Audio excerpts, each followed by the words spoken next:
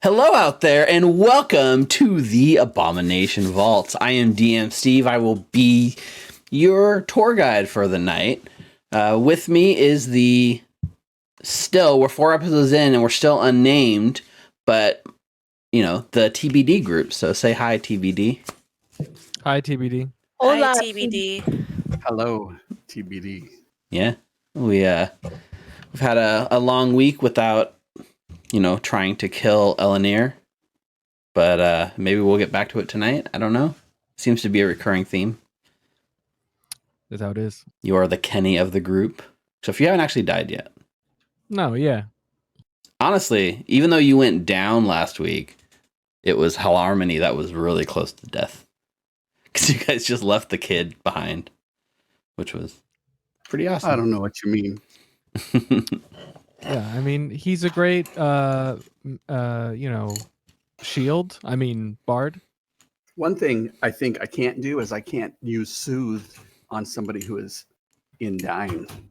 I looked that up earlier. Oh, is there a specific reason for that? He has to hear me, if I recall correctly. Oh. So it's like a healing word type thing. Well, that's a good thing to nail down.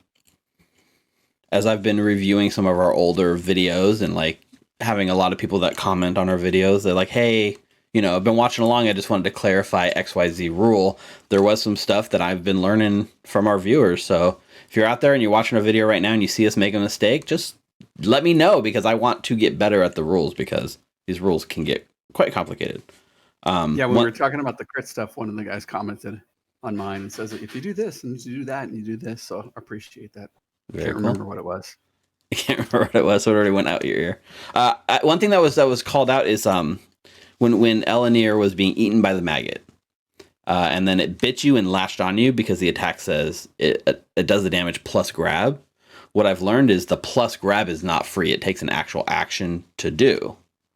So it would have had to bite you and then use an action to extend that, to even have the grab. And then once it's lashed on, the grab lasts until the end of its next turn, so it could then use another action the following turn to extend the grab again. But I don't think it would have had the action economy in that turn to actually grab you. Oh, that makes a big difference. But on the plus side, when you are grabbed, you actually are considered restrained, or is it immobilized? I think it's called immobilized and flat-footed. So the attacks that follow up are even easier to hit, because you are flat-footed at that point. But it would have been less attacks because it needed to keep extending the grab each turn. Yes, it would have only been able to do two and extend the grab instead of like the 3, for sure. Also, like, interestingly, like in that case where Nulara like was trying to push the worm to like away from you,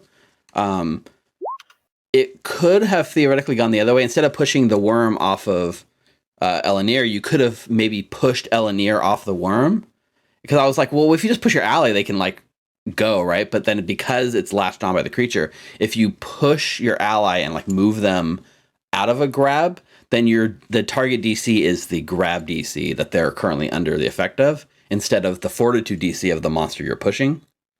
And so in some cases, it might be better to just move your ally instead of move the creature, right? You never know until you know what the DCs are.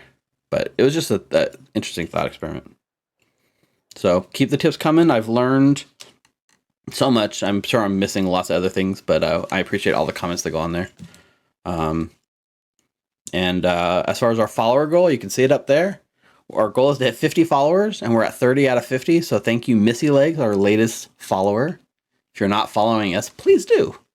That goes for both YouTube and for Twitch. One other thing I wanted to call out is last year, we got into the whole streaming game pretty late, but we did collectively decide we were going to do a fundraiser for Extra Life. And Extra Life is a very cool charity that raises money for children's hospitals. And they do a big game day in November. So we hopped on board and we did a stream. And Brianna, Rick, Jordan, you guys were all part of that. Sorry. Nina, you were not there, but we missed you. But we had a fun little game for the kids, and we were able to raise $1,000 collectively, primarily from our D&D group and friends and family and stuff like that. So we received this in the mail this week, which is our, oh, I'm messing up the green screen. It's like our Extra Life gold medal, which you get. It's the biggest prize they give out, which is for people that raise $1,000. And you guys made that happen. Really cool. Well done. So you can wear it with pride. We got a lot of other fun little gifts along the way, but this was the big one. So thank you, Extra Life. Thank you, Children's Hospital of Los Angeles, who we raised money for. And we are doing more this year. We haven't nailed down specifics. We're still kicking around the idea of a 24-hour stream. If you guys are still into it, I might still consider running it. But Mad Mage. I wanted to do Dragon Heist in 24 hours. But I think that's doable. Mad Mage, we'll see. We'll talk. But we got a whole year instead of just like a month this time. So I'm upping it. I set our internal goal as $5,000 instead of $1,000 because we've got a whole year to do it. So let's come up with multiple events we can do this year. Okay, guys. And what? What? Multiple fundraisers to reach the goal? Is that what you mean? Oh, yeah, that'd be cool. I don't want to do it. It's not like the goal isn't to make $5,000 in a one game. We want to do maybe one game per quarter leading up to like the game day in November, and then that'll be our get us across the finish line. So nice. Yep. The only other announcement this week before we start playing, because I'm excited to play, this will be our last game on Roll20. We have seen the light.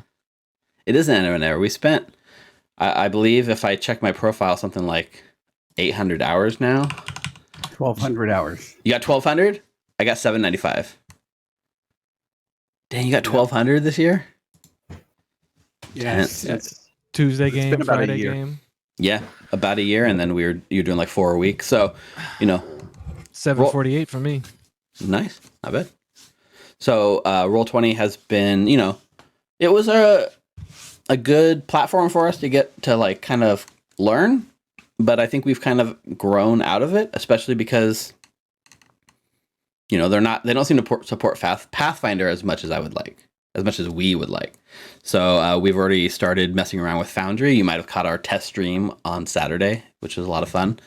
So starting next week, we're going to be on the Foundry train. And excited to show that with you guys and maybe make some content, because a lot of people have been asking me on Twitter how to do certain things, how do you scale the high-res images, or how do you set up some of the stuff. So for those of us that are interested in learning that new stuff, maybe I'll have some content coming your way. Yeah, are we going to start up the DM streams again? Ooh, well, the problem with the DM streams is I don't know what night I would do them.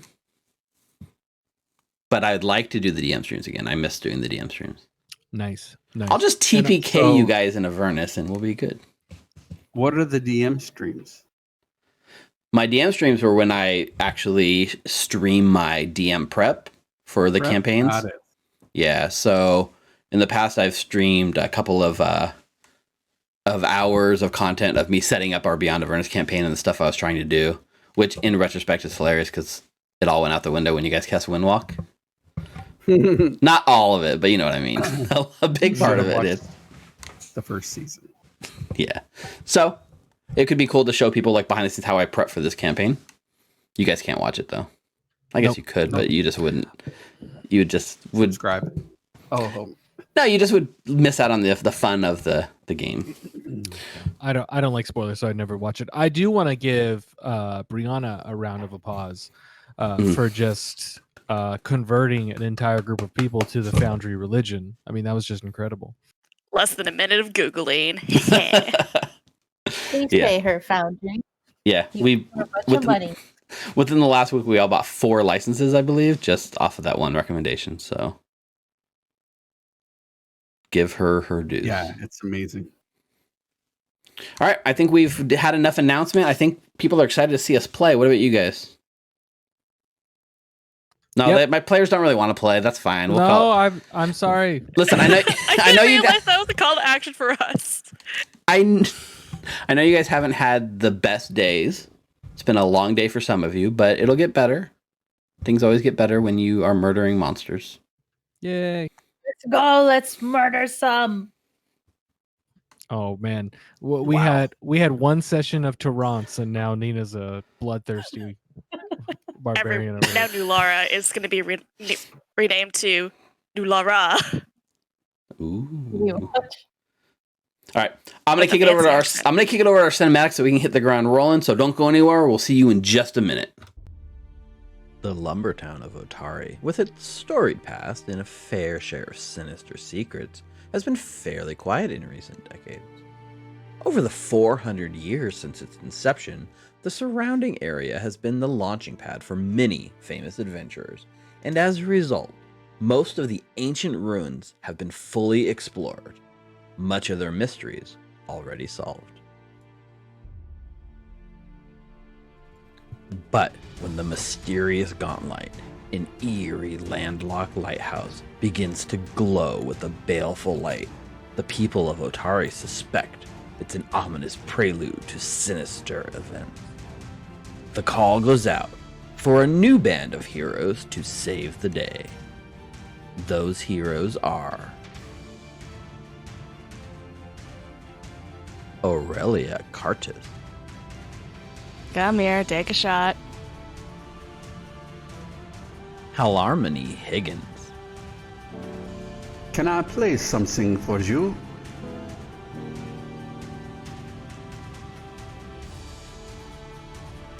New Lara, Hey, I know that it's scary, but you have to get up.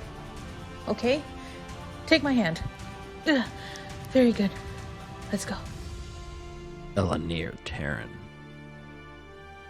The stars have shown me your fate. the time has come to enter the Abomination Vaults, Ruins of Gauntlight.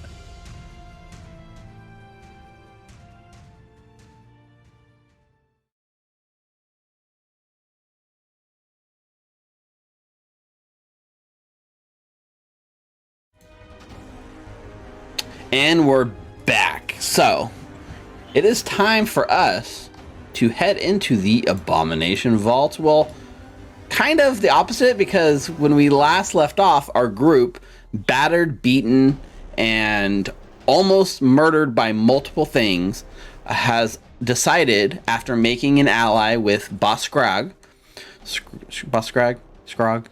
to retreat to Otari to get some well-deserved rest. And so the camera kind of fades in as our group is walking with the ominous tower towering behind them, the glow not visible in the daylight, and they are kind of hobbling back the long walk to Otari from through the Fenfog Swamp, I believe it's called. And yeah, what is your guys' sort of plan back in Otari? Are we in Otari now? Yeah, I mean, we can have like a quick montage of the walk back to Otari. If there's like a conversation that you'd want to have during the walk, this would be a good time to have it. Otherwise, we can cut straight to Otari. So, what are the plans when we get back to the city?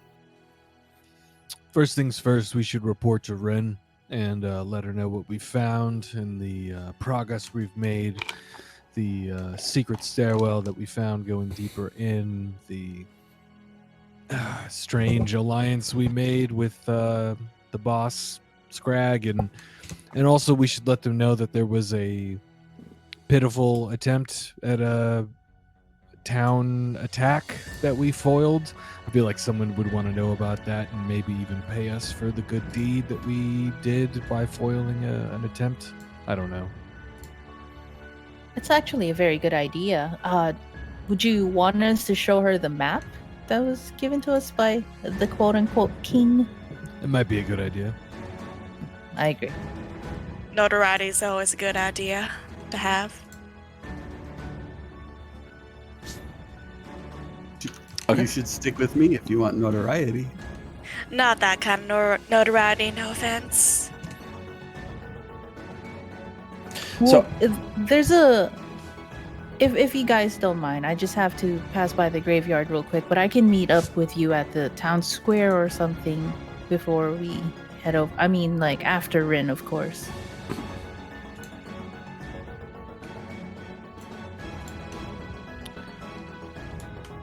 Well, just so you're aware, the graveyard's to the south there. You want to just meet us at Wren's? Yeah, if you don't mind. That works. Okay.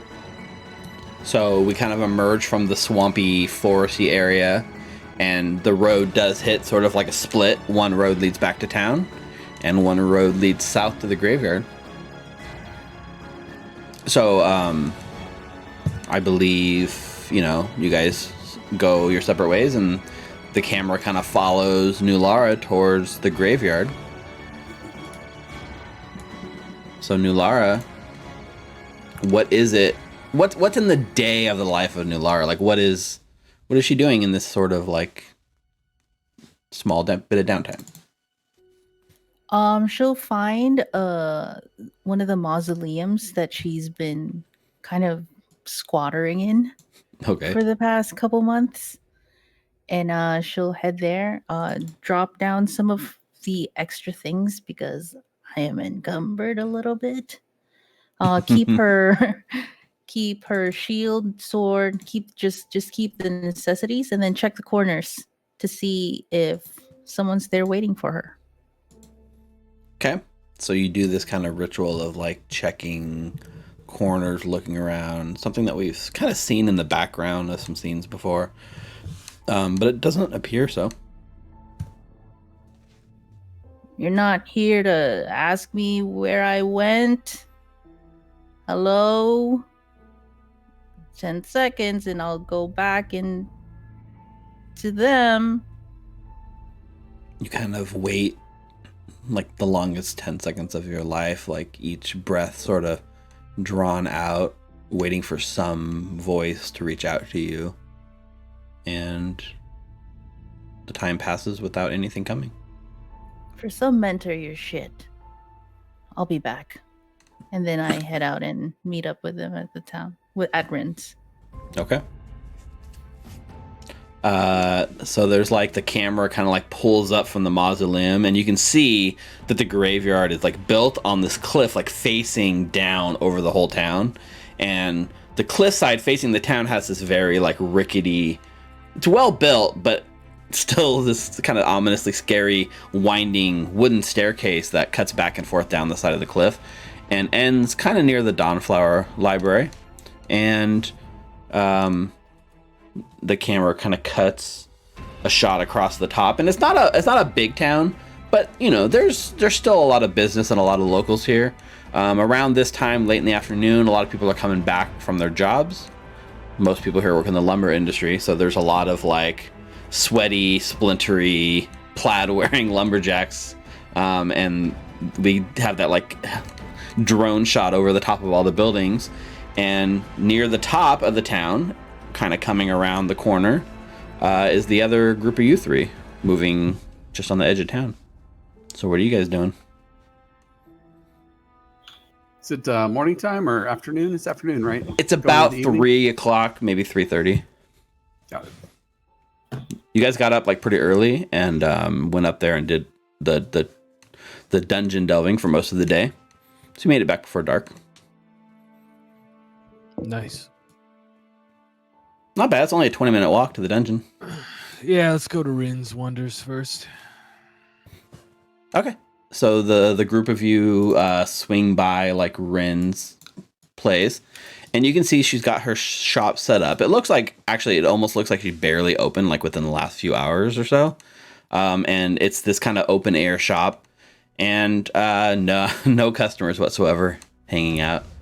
But Wren herself is present, kind of just fixing all the knickknacks on her shelves and like straightening things and going through like old boxes and pulling out like sort of trinkets and putting them on the shelf. And she like sees you kind of coming, and she like looks up and smiles, and just looks expectantly. Elanir kind of looks around, waiting for someone to talk, and then if no one does, then he'll take the lead. It doesn't look like anyone does. All right. Well, we have good news and bad news. Good news is, well, this might be bad news too. The light is lit. We were able to get to the top of the lighthouse and confirm that it is shining. It's not visible during the day, but it's definitely shining. Okay. There's some strange magic underneath the light. Pool of blood that never seemed to go away, or I don't know, there was some wood in there that kind of disintegrated. It was a very interesting magical area going on. Hard to discern exactly what it was, but the area is infested with midfits. We slew most of them in a strike of luck. Actually, there was a leader called Boss Scrag, I think. His people were going to attack the town at some point, but in the defense of ourselves and making sure they weren't going to attack us, we ended up taking care of most of his people, and we have convinced him by sparing his life to help us fight a group of ghosts that seem to be in a shrine area next to the lighthouse itself. We didn't explore the rest of the area, but we found an office and also a secret door that led down deeper underneath, which seems to be the only place to go. But we did get this map, and I don't know who has the map, but I would show it to Wren, detailing the swamp dragon and the buzz and all that stuff, and just kind of letting her know what we found there, and that it's a pretty hostile place. We fought a sklurg, I think. I don't remember exactly what it was called, but it was like a swamp creature thing. Mm-hmm. I believe it was called a slurk. Slurk. And then I'll look at Ren. It's kind of like a Zora from Link to the Past Zelda. Yeah, it was pretty rough. It was rough. The slurp was. I thought the slurp was the sound it was making while it was eating on you. Maybe it's like a Pokemon where we just named it after the sound it makes. The thing that was eating me was the squish, and that was like a giant slug from the buzz, and the slurk didn't actually get me. So I understand the confusion. I actually recall cleaning you off from the mud that the slurk. You know what? Belched I'm on just ya. gonna. I mean, I'm glad everyone's bringing this up, because from now on, I'm just gonna be behind all of you. From now on. Suit yourself. Rin has watched like all of this unfold, and you just went on this long sort of explanation, giving her everything, and she's politely like smiled and nodded along, and kind of like every time she like opens her mouth like she's gonna say something, you keep talking, so she like stops, and she just very patiently waits for you to go ahead and finish this whole long tale. And it's about this time when she finally goes, "Well, that was quite a story." And that was the first day. I assume we're going back. Well, I'm mostly interested in the ghosts you spoke of. Yeah. But not to be rude, I do appreciate you checking in with me, but I personally enjoy having these storytelling sessions beneath the stars, hanging out, when I can relax and not when I'm working. And she kind of like motions around at a completely empty shop. And she says, "Could I perchance trouble you guys to kind of come back and share your stories? We can talk more about these ghosts tonight." Sure. You know how I have to have everything in order, don't you, Elanir? That's true. Well, Sure. I'm glad to see you made it back safe. And she kind of gives you like a once up and down, seeing how like disheveled you actually are. Like, Yeah, I need a bath. Well, feel free to come back after you've had one. I'll pour some tea tonight. It'll be nice. And probably around this time, you kind of see like, because Wren's shop is like up here, right? It's like right on the edge of town.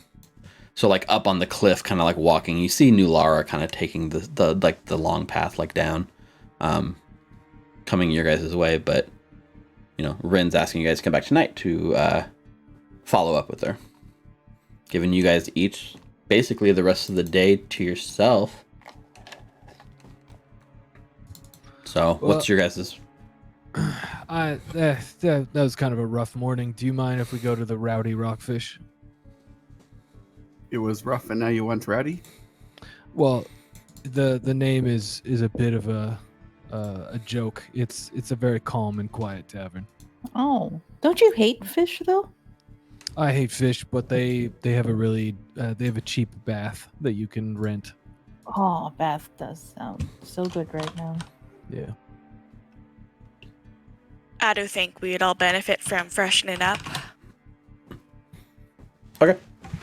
Yeah. So you guys want to go there together and just hang out? Yes. Sure. Have some lunch, take a bath, and then from there, maybe pick up some supplies, or maybe check out the library, see if they have any information on the Gauntlight itself. We can sell some things too. Oh, that's true. I didn't know if we were selling things or if we were keeping things. And I look over at our bard, who has a nice, beautiful ring on his finger. Mm-hmm. Yeah. Yeah, we could go. You guys can sell things. You guys. I see it's that kind of group. Is there? It's a good question. Is there sort of any sort like for selling stuff? Do you just sell stuff back at like half price? Is that how it works in Pathfinder? Me check. Like selling mundane items. An item can typically be sold for half its price, although objects like art objects, gems, raw materials are sold for the full price. So like the silver ring, you get the full 5 gold, but like if you had like a dagger that you retrieved, you could sell it back for like half price. Yeah, you can get a feat called Bargain Hunter that allows you to use diplomacy to get good deals and sell stuff at equal to the value that it's worth if you if you pass the diplomacy check. That's pretty cool. So you guys want to like head to are you guys gonna go like first decompress at the Rowdy Rockfish and then kind of like do your shopping, or do you guys want to like split now? Basically, I know that like we got a glimpse of like maybe like what New Lara might do on her own time, but I'm curious in seeing what your characters would be doing now that they have like a bit of time to themselves. Or are you guys still in work mode? Well, I'm not sure if Harmony's ever in work mode, but Good point. he would probably go to the not rowdy place. The Rowdy to Rockfish? the rowdy place. Because, well, Eleanor said it's not really rowdy, even though it's called rowdy. Uh-huh. I would probably try to go use my downtime to earn some gold playing some music. Okay. You have the Crook's Nook or the Crow Casks. Right. Do you want to play for farmers and merchants or for sailors? So to make money during downtime, you can do that. That is absolutely something you can do, but that requires a full day dedicated to it. So like you couldn't just come back from a day of adventuring and make money the same day, right? You'd have to like come back and dedicate a whole day like the next day to earning an income. But, Yin Yasara is perfectly happy to let you play for room and board at her place. Yeah, we will. I mean, I look at the guys. We were at that place yesterday. Gosh, it seems like so long. And maybe I can play and pay for our rooms. Yeah. You know, I'm just here for the bath and food, but if we all want to meet up there at the end of the day, that sounds great to me. Do you guys sleep? Oh, it's I do. more of a trance thing. Same with me. I could play something like, anyways. Okay. All right. Yeah, so we'd probably want to stop by the Otari market, sell some stuff, maybe pick up a potion or two, and then I want to go to the library. On the same note, am I not going to be able to do any lore checks at the library because it takes a full day? Is that like a it's a good question because, well, really the question is your guys' plan just to go back like the next day? Because I think so, like uncovering any sort of like secrets and stuff like that will definitely take an extended downtime because it would take a lot of time for you to pour through the books and find something sort of relevant. Okay.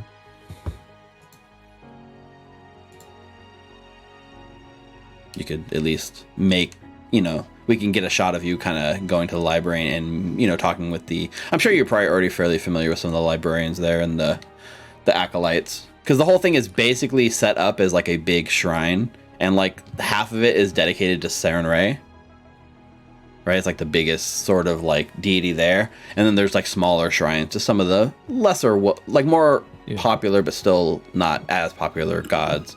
And then within all of that, there's also like just stacks and stacks of books and knowledge. But history, satires, textbooks, maps, but they also. Tasteful. Otari also, the clerics sell scrolls, wands, and magic weapons. So, they do.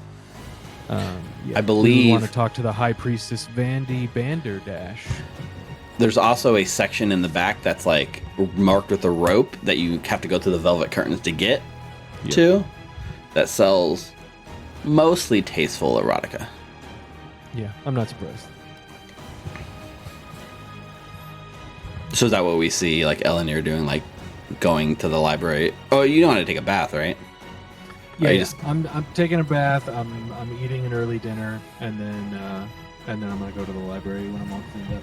Okay, so that's. I don't have anything to sell. Like I couldn't carry anything. Got it. Okay, so that's kind of like what we see Eleanor do for the next few hours. What about Aurelia?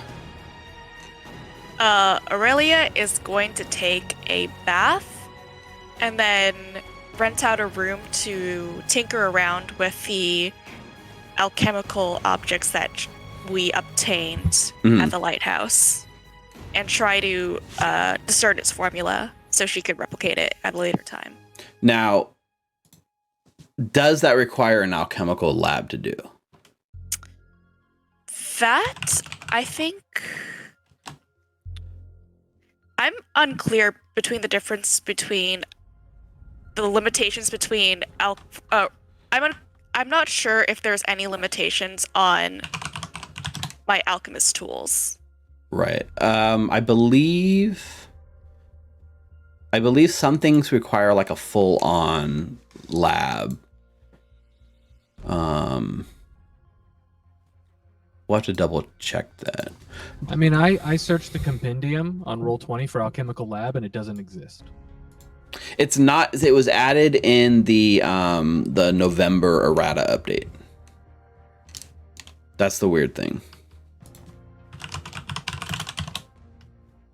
So they describe alchemist tools as a mobile alchemical laboratory, which may not necessarily be like a full-on lab, but it seems like it's a substitute for like, hey, if you need to do this, then, you know, it works in a pinch.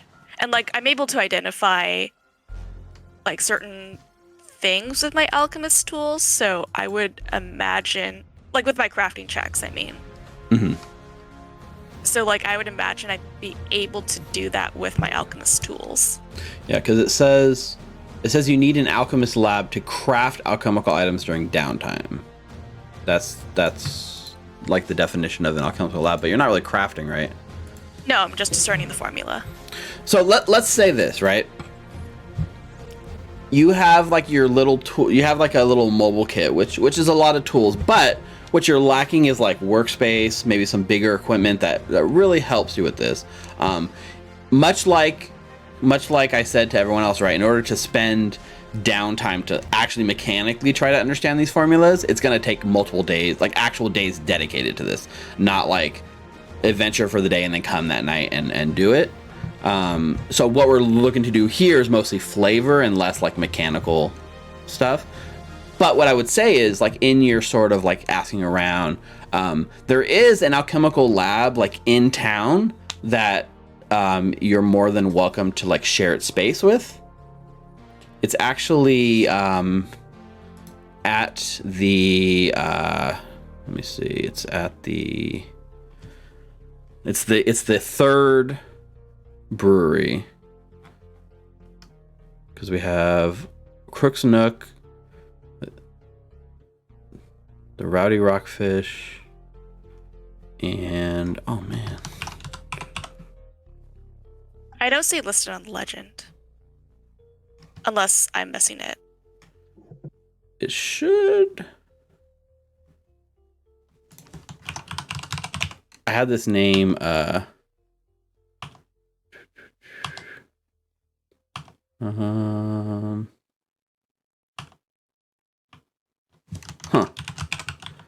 look it up later, but like basically there is a sort of it's not really like an alchemical lab set up like for like you're used to, but it's a brewer sort of lab that has a lot of the same equipment and like plenty of space for you, and it looks to be like basically pretty abandoned. And after like asking around, like the bar owner like kind of like lets you in, like opens the door, kind of like holds the lantern up, and you can see like this cobweb infested dusty sort of place, and she just kind of like says like, you know, her son used it, but he hasn't really had much need for it lately, so you're more than welcome to, you know, use his equipment and lab space as you see fit. Yeah, Aurelia will definitely take advantage of that. Yeah, so I figured that would be a good sort of space for you. Oh, actually, interesting. Okay. It is actually in the Rowdy Rockfish. Perfect. Base of operations for her. Yeah. So, you know, you're going there to meet up anyways.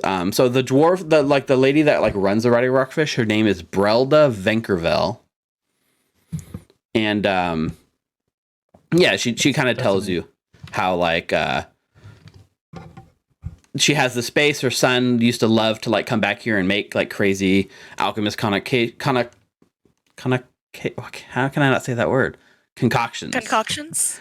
Alchemist concoctions in terms of like brews, right? So he's always trying to put crazy flavor combinations that sometimes didn't go over so well with the patrons, but other times went over great.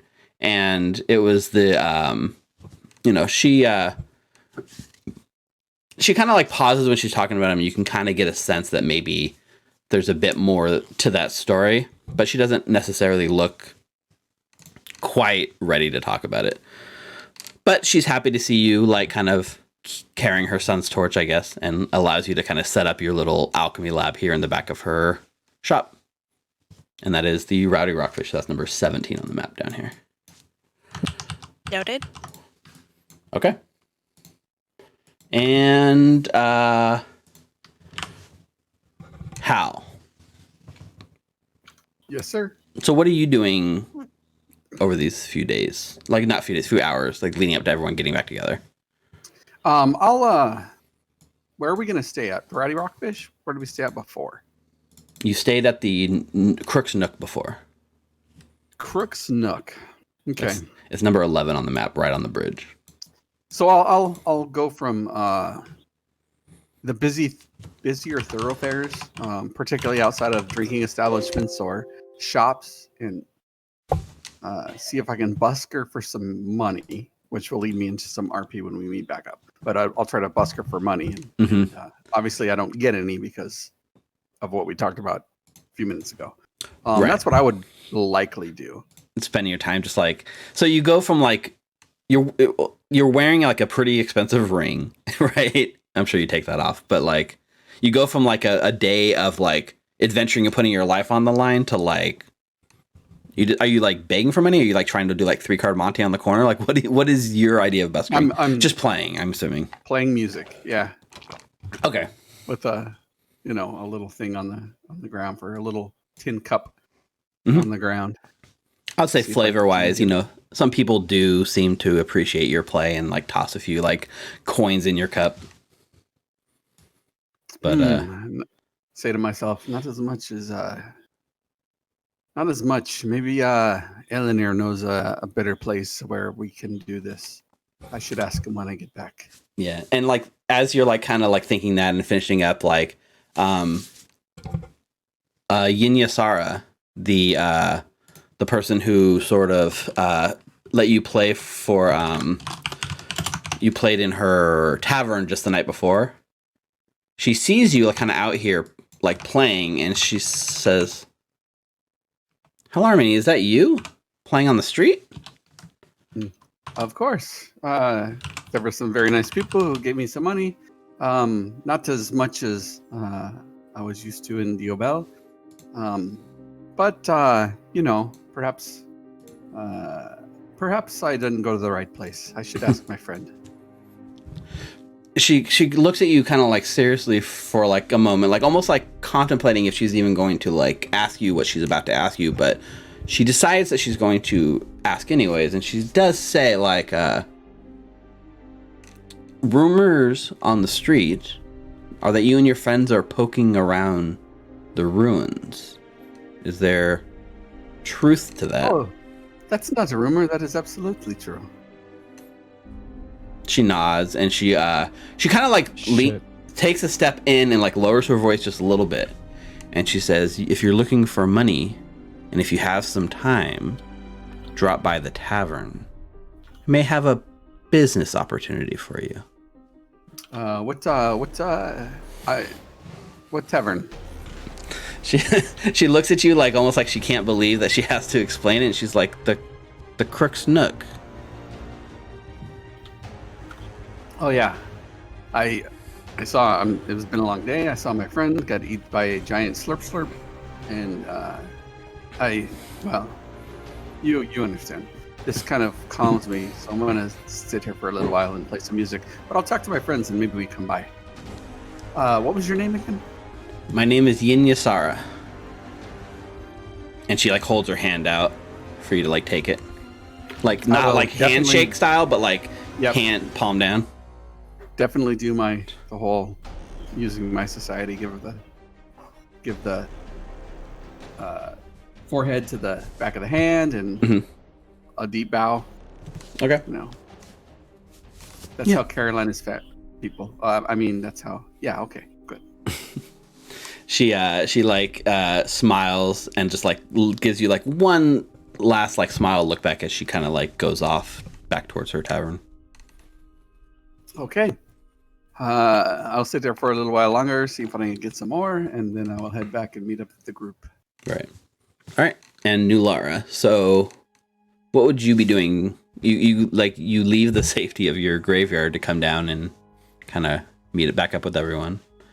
But it seems like, no one is setting. You still got a few hours to go, right? So what would you be doing in your time? Retroactively, I'd like to say that I left my sword in the mausoleum. Okay. And I'm keeping the trident and the morning star. Okay. And I would also like to freshen up and take a bath. And then with the hood up, I'll try to see if I can sell this lone spike snare that I found. Oh, yeah. I think what you found was I think you guys found the materials for a snare, but not the actual snare itself.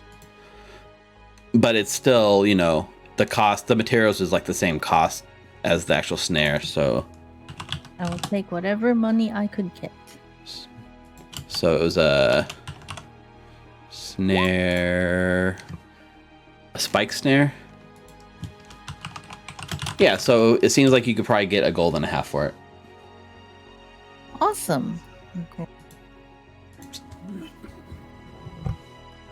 So you go to the open air market, and you find there's like a man that's sort of working the market, he's one of the people that runs the booth. Like he seems to be like the manager more than anything. And as you're kind of checking out, one thing you notice as you pass through here is in one of the spots where like a stall might be, there's actually a small memorial set up. And maybe you've passed by this multiple times without actually noticing it, but something today draws your eye to it. And it looks like almost like a candlelight vigil kind of set up with like a small grave. And it looks like a pretty decent like real estate. And the market is like putting aside space just for this memorial, which strikes you as a little odd. Can I come closer? Yeah. And check out what's going on? Yeah, so you step a little closer, and there is like a name on the shrine. So let's see.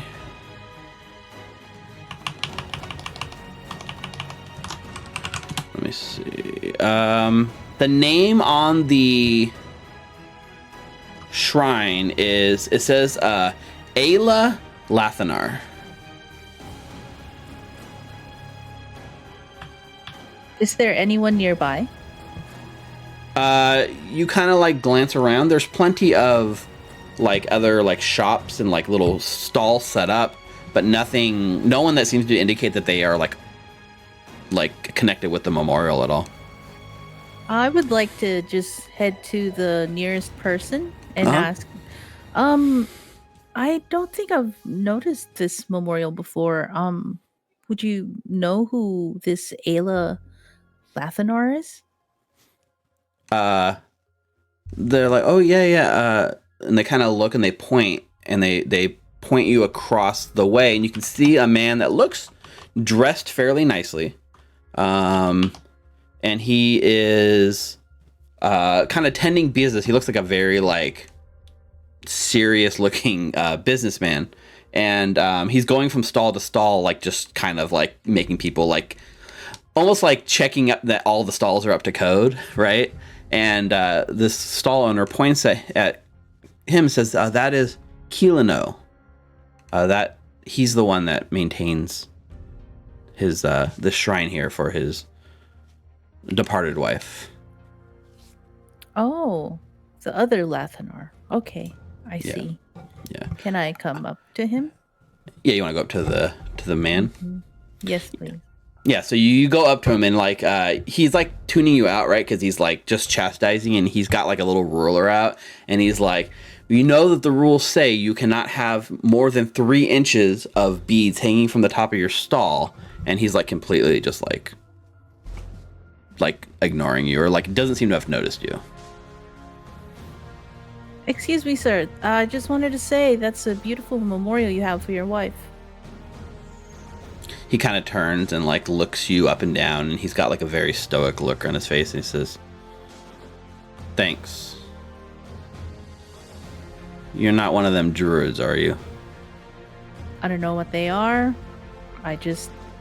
It's foreign to me. I You never just really don't look like you're from around here. feel like I'm from around here. You're not with them up at the Stone Ring Pond, are you? No. Good. Well, yes, that shrine is the only memory I still have of my wife. Murdered here 30 years ago. Huh. And you didn't choose. I'm just curious. You didn't choose to bring her to the gravesite? Well, can't say that well, I guess this is less of a place of rest and more of a reminder to all Otarians not to trust outsiders. I see. And then unknowingly, Nalara will say, well, blessings of Pharasma to you. And then she walks away. Okay. Yeah. So he like looks at you, and like you see him like shake his head a little bit before turning around and going right back to work. And like the whole time that you were talking with him, it just seems like any joy, any humor, any like light in his like personality and demeanor is like completely gone as he talks to you. He just looks like a broken down kind of bitter old man. Yeah, a little bit. So we follow you as you go through this, and then we all reconvene back at the Rowdy Rockfish. So there's like a hard cut to like the group of you guys kind of like sitting at a table. So, Elenir, I went by from places to places trying to earn some money or earn some coin. I guess I got a couple, but, you know, not much to even pay for the meal. But I dropped by our friend from the Cook's Nook, Yinya. She said since we're all gallivanting around the ruins, we should go talk to her. And we could get like free room and board. I mean, that would be a good thing. Maybe I could play and actually earn some money. But what do you think about perhaps maybe we go and we stay a little longer here and I look towards Aurelia and say, I mean, I know you took a bath, but then you also did the potions, and I kind of waved my hand in front of my nose, and you've been working, and it's kind of a bit of a smell. Maybe if you want to continue working and make some things, you can do that. I mean, I don't know. Up to the rest of you. I just need to make some more money.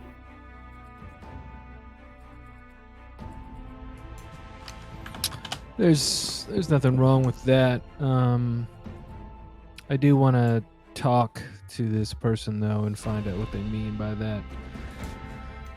Oh, certainly. I mean, we get free rooms there. We negotiate. Maybe we bring something back, and we get free rooms totally. And then I take the take in the playing in the as the house band, and I put up air bunnies, and maybe or at least half, perhaps. Maybe we get money and get free rooms. I mean, that would be really good. I mean, we're going to be here for. And he continues to ramble on over several minutes. Right. Huh.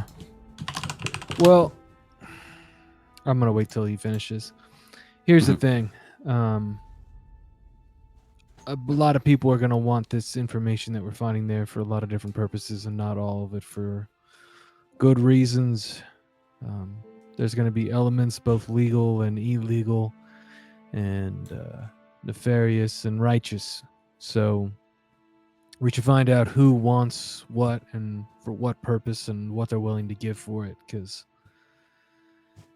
Wren seems to want it for the knowledge in itself, and because there seems to be some tragedy or something related to the place. So for Wren, I feel like, unless I'm reading her wrong, that that seems to be a pretty selfless reason to want this information. So I'm fine with that. Now, if we talk to this person and they want it for reasons that we're not good with or I'm not good with, then we need to have the conversation at that point.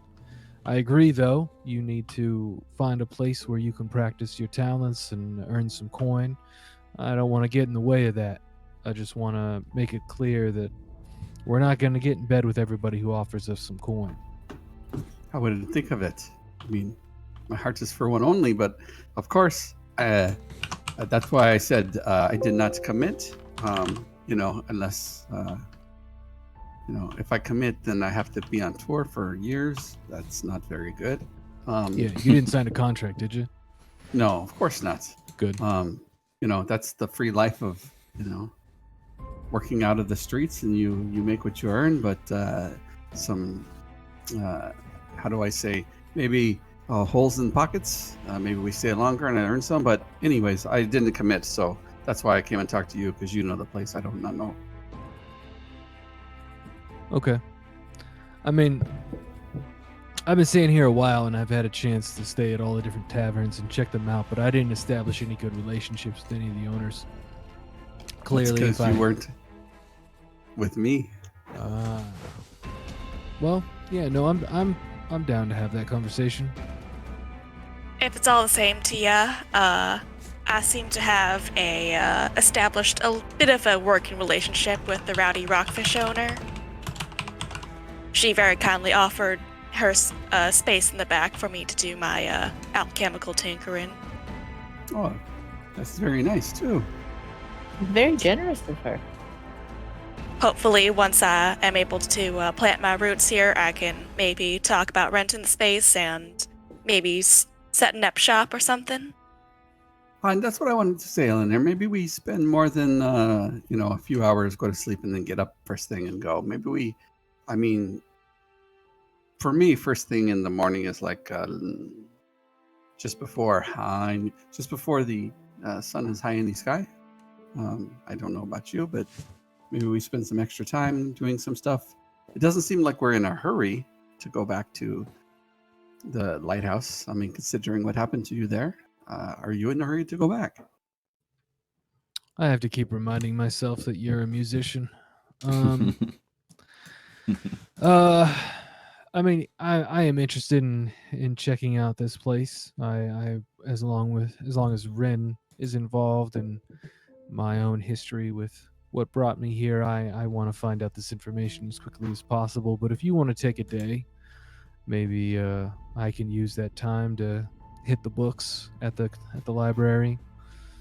I know the High Priestess Banderdash over there. Yeah, we could make use of that time if that's what you mean. So we were going to sell this stuff, and I point to the old rapier and the ring to buy some stuff to keep us alive. Yeah, supplies as needed, because a lot of this stuff we don't need it. Yeah, no reason to keep it. We should get extra. Those things you made, we should get extras. So when he dies again, we can bring him back. I just want to. Apologies, Eleanor. You may go ahead and defend yourself. Yeah, I just want to say I never actually died. I just want to put that back on the table, because otherwise your soothe spell would not have worked. So I just want to make that clear. So you were just sleeping and you could hear my music bring you back. Oh, I was unconscious, but yes, the human mind, well, mine's an elven mind, can react to stimuli even when unconscious. Oh, okay. That is good to know that my music is that powerful. Yeah, we'll go with that. What were you going to say, Aurelia?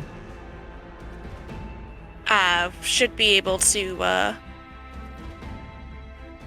ensure that we have a proper amount of healing elixirs so that we don't, if we do fall, it'll be possible to patch it back up.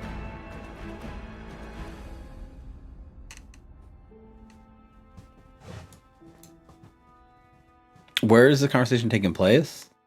Are we at the Riding Rockfish? We are at the Riding Rockfish. Okay. I think New Lara, you'd probably want to step in around now so you're not just left out of the group. Yes, Like ding ding, the door like ding dings and New Lara tumbles in. Oh, hello. Everyone looks so nice. Freshen up. I hope your time away from us was proved to be useful, refreshing. Refreshing yourself is useful. It was all right. Apparently, I found out that there's an area on this town that has druids. I'm not sure what those are, but it's in this place called the Stone Ring Pond. Yeah, Elanir's head pops up and he says, "Where are there druids?" The Stone Ring Pond? We literally walked right by it on the way into town. You can't miss it. Yeah, it's the one with the stones that go around the pond itself. Okay, well, we should check that on the way out. By the way, I sold the ring and I sold the rapier, the old one that you had, and I passed out everybody. Here's one for you, one for you, one for you, one for me, and everybody gets 1 gold and 2.5 silver, or 2 silver and 5 copper. Nice. How much of that came from your bus screen? Nothing, because I haven't made any money yet. Right. So I guess this is probably about the time where you guys decide how much downtime. Are you guys going to take a day off and actually have a day of downtime activities? That's what we need to decide. Aurelia, how much time do you need to make more of those life-saving things? Probably, what you humans call a full night's rest. In addition to tonight, or like tomorrow night too? I'm sorry, the voice in my head just said 4 No. days to craft anything. So your alchemy stuff is 1 day because you make a batch every morning, right? To do like actual like crafting as a downtime activity or reverse engineering a formula, it's all based on like a 4-day sort of stretch. What about you, Eleanor?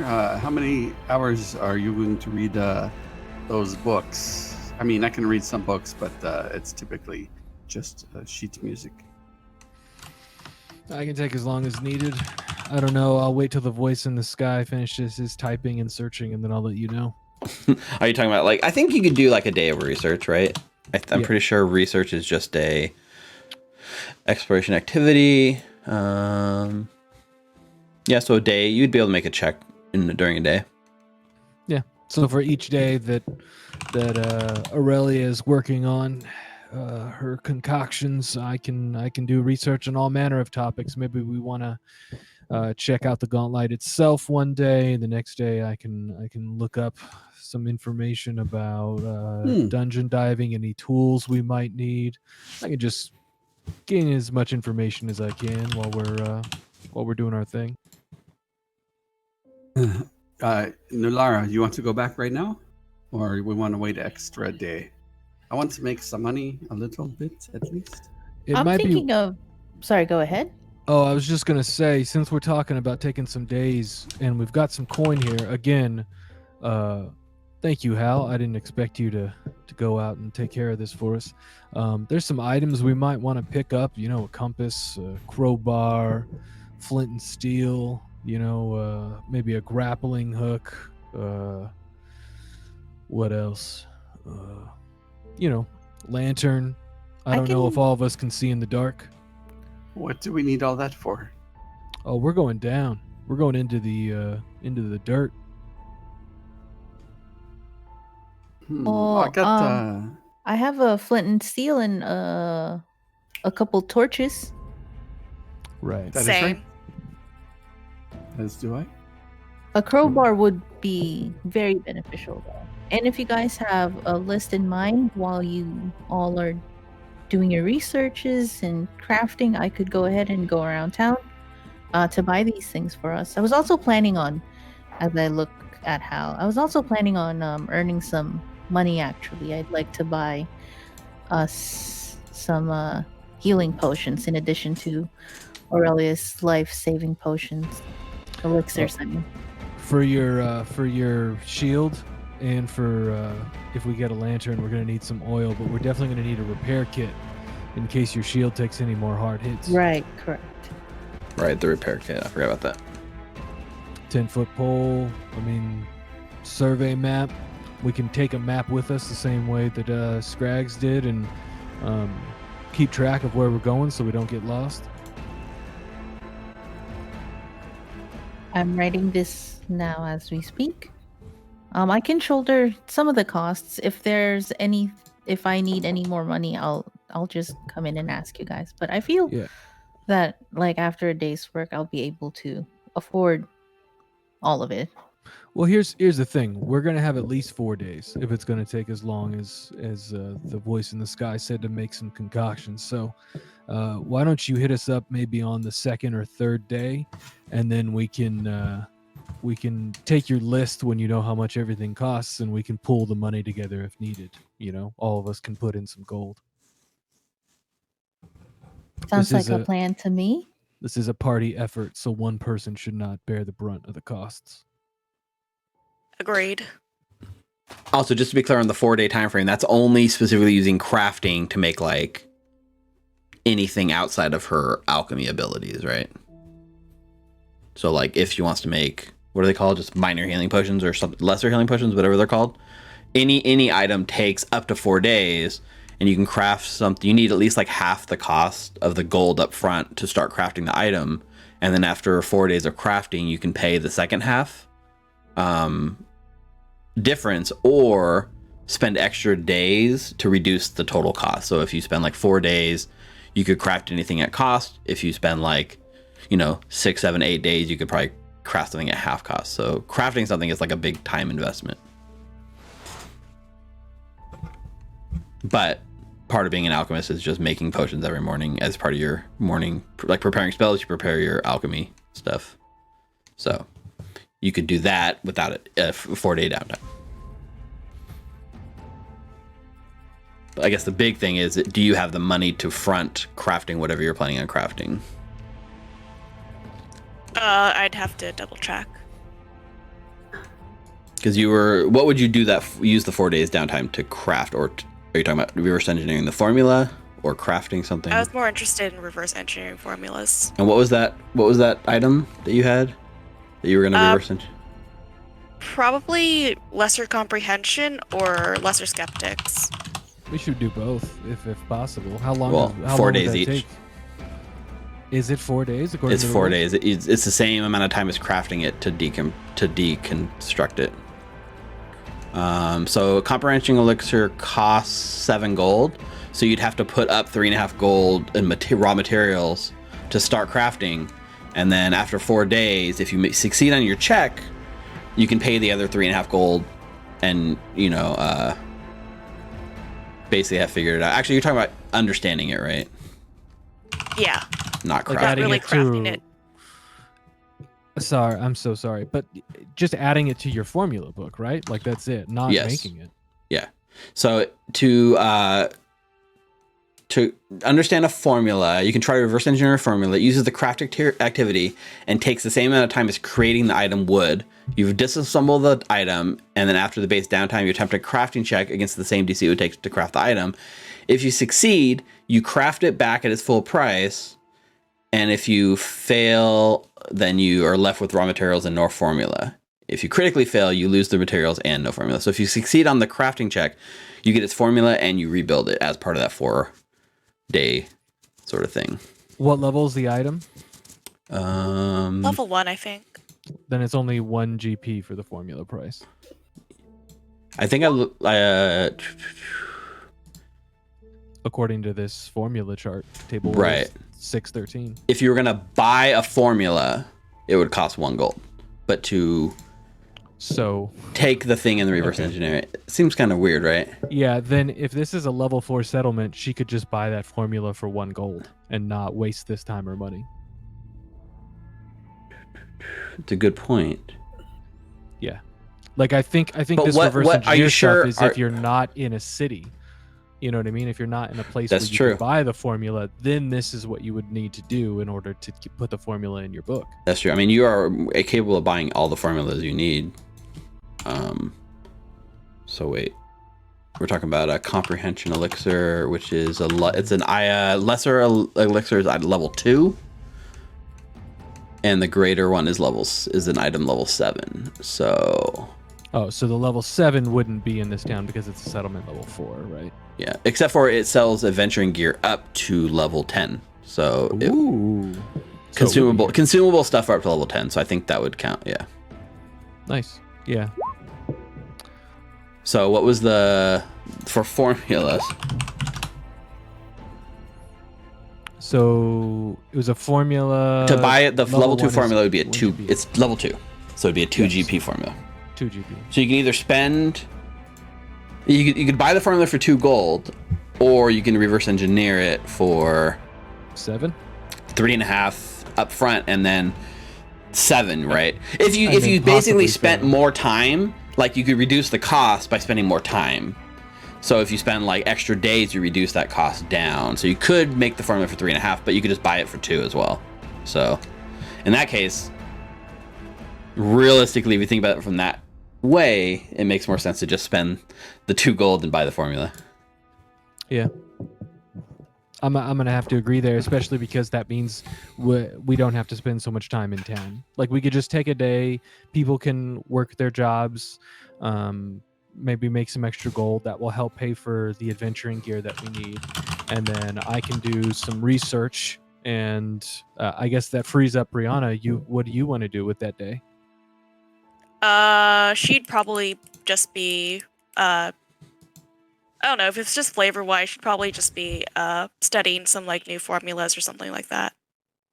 I mean, you have a day of actual mechanical downtime you could spend. There's nothing much I can really do with it. One day of mechanical downtime, honestly, unless I was like helping New Lara go shopping. Like, I mean, you could get a job and make money. Wow. I mean, basically her job, what she's planning to do is like set up an alchemy shop in Otari because it seems to be lacking. Mm-hmm. And so, like, I guess she could like set up business contacts or something like that, or... Yeah, I mean, you could try to smooth some of the people in town and get on their good side. So you could let me know which person you're trying to impress, and we can make rolls for that to happen. I wouldn't know who to talk to besides the brewery lady that let me use her space. Oh, that's actually a good idea considering she's got the lab in town. Yeah, so you could just start there. Vandy Banderdash. I thought Vandy Banderdash was the high priestess. Yeah, you're wrong. I read the wrong. That's the high priestess of Serenray. Yeah, that's my contact at the library. Yeah, this lady's not on. There's like a list of like important people, but this isn't her. She's not important enough to be on that list. So she is. I know, right?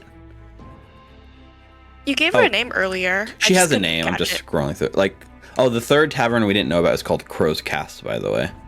Her name was Brelda Venkervale. Kind of sounds like Brandy Bandersnatch. She's a stoic businesswoman. Yeah. She's a dwarf. Okay. So then we want to do that. Don't forget, though, that, like, Wren is asking for you guys to, like, come back that night to, like, you know, do that. So we can do the follow-up with that. Like, I think that's fine to happen, like, sort of off-screen or whatever. Because you guys already did the whole lore dump. Or we spend more time in the downtime. I'm fine with that. We're coming up to the Crook's Nook and talk to the person. Oh, that's true. And maybe I can secure permanent, well, semi-permanent rooms for all of us.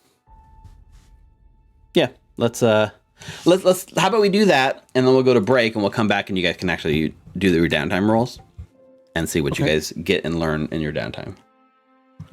Okay, so as you make your way to the Crook's Nook, Yinyasara is she smiles wide as you like enter Hal, and she kind of like saunters over to you and holds her hand out like again, and gives you like a little wink and like tugs her head like over her shoulder, and you can see there's like kind of like a private business room set up, and she's kind of like telling you not so subtly to like head in there, and she'll be there in a minute.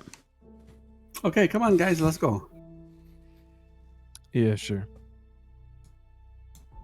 Okay, so you guys all like kind of head over that way, and she makes the rounds of the tavern one last time, delivers a few more drinks before kind of making her way to you, and she just slips into the room and kind of like shuts the door behind her, and you see like she takes out like a key and like locks the door and tucks it away, and she looks across. Is all four of you guys here? Yeah, I came with. I would imagine. Okay, yeah.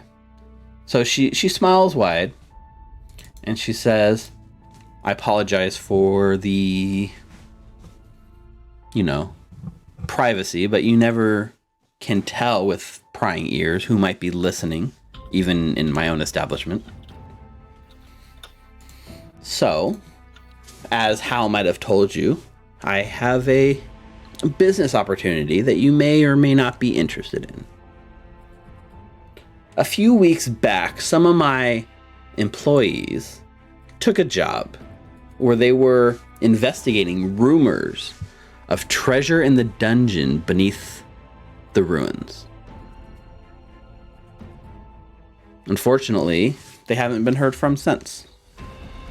Now, these employees were very valuable to me. So, I am offering a hefty reward for their return, preferably alive, but if something has befallen them, I would still honor the agreement. What do you think? Sounds like something up your alley? I mean, we're already going to be in there. Maybe we should just, if we see these people, do you know what they look like? Hold on. Where specifically? Well, I was not privy to the details, but apparently, besides the keep itself, there is a level below. Rumor war that there is a sizable treasure for the taking if someone was brave enough to try. They were brave enough to try, but that was weeks ago, like I said. They look not too much different from you, and she kind of motions. She's like humans, all of them, easily notified, like easily recognizable by the bird tattoo on their shoulders. Handsome and beautiful? Not as beautiful as you.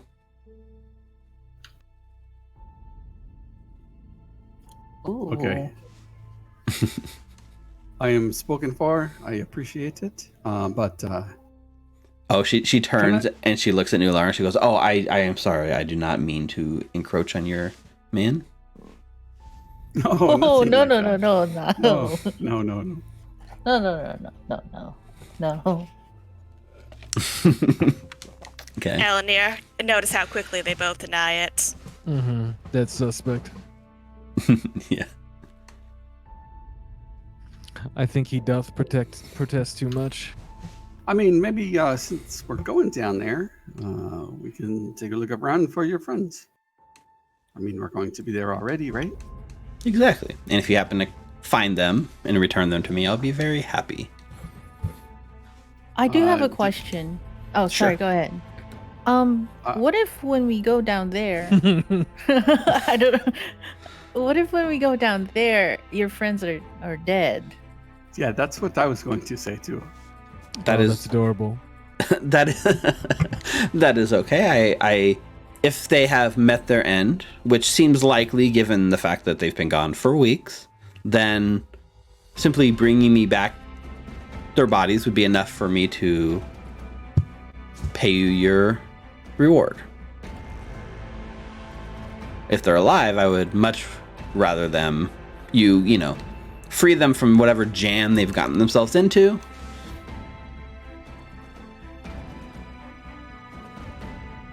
And Yeah. how much is the reward? A lady after my own heart. None of you decided to even ask me to put a price. I was waiting until you were done talking to ask for the price. Let's say 50 gold. Does that sound agreeable? Each? No employee is that valuable. Good to know.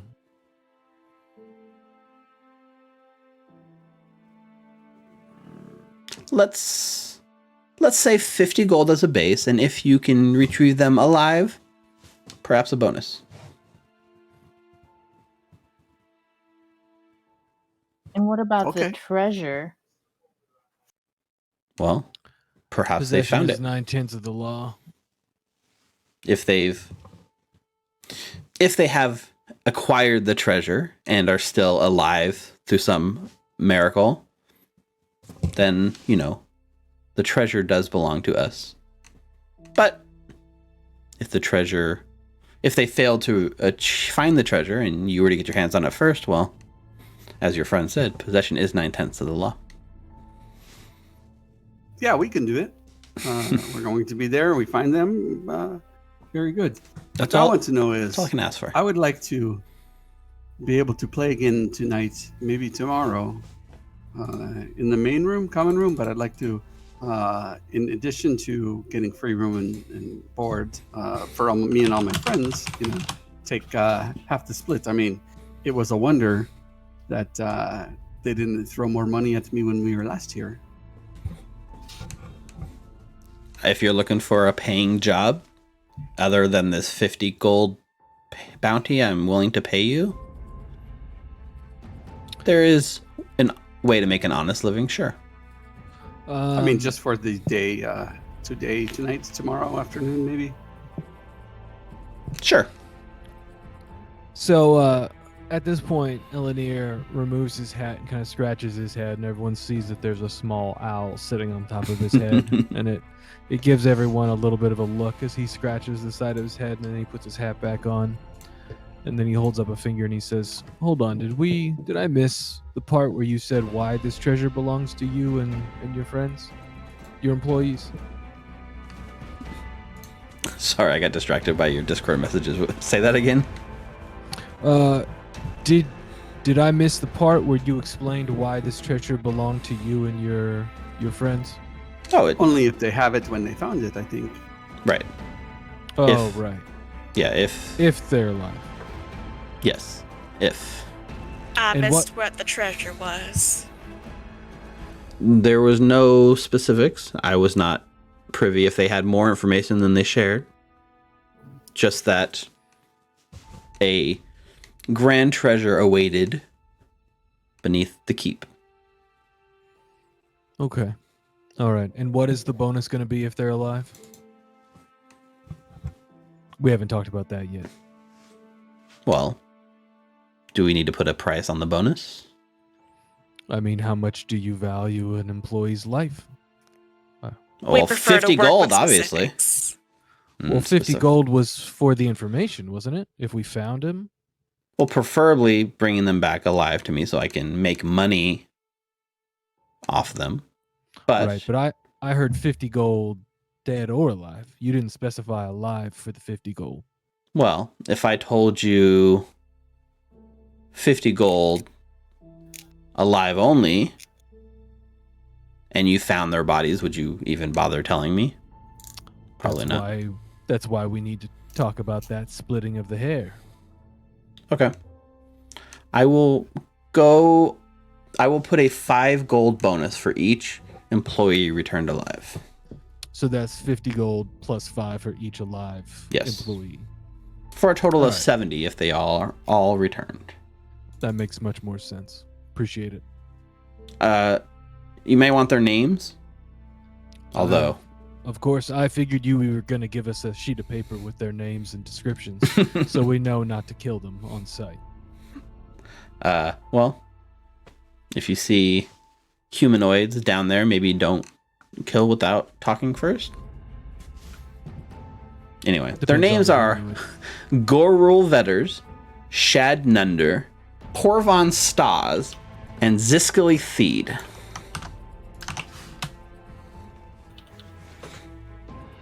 As far as descriptions, as far as this module is concerned, they are generic humanoid-shaped creatures that all have blurry Peoples. faces.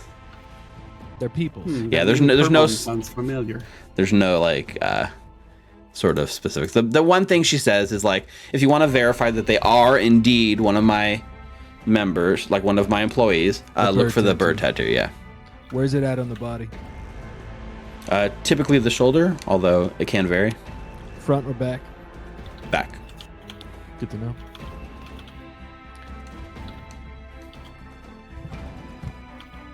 Well, feel We free to agree keep. take on this task.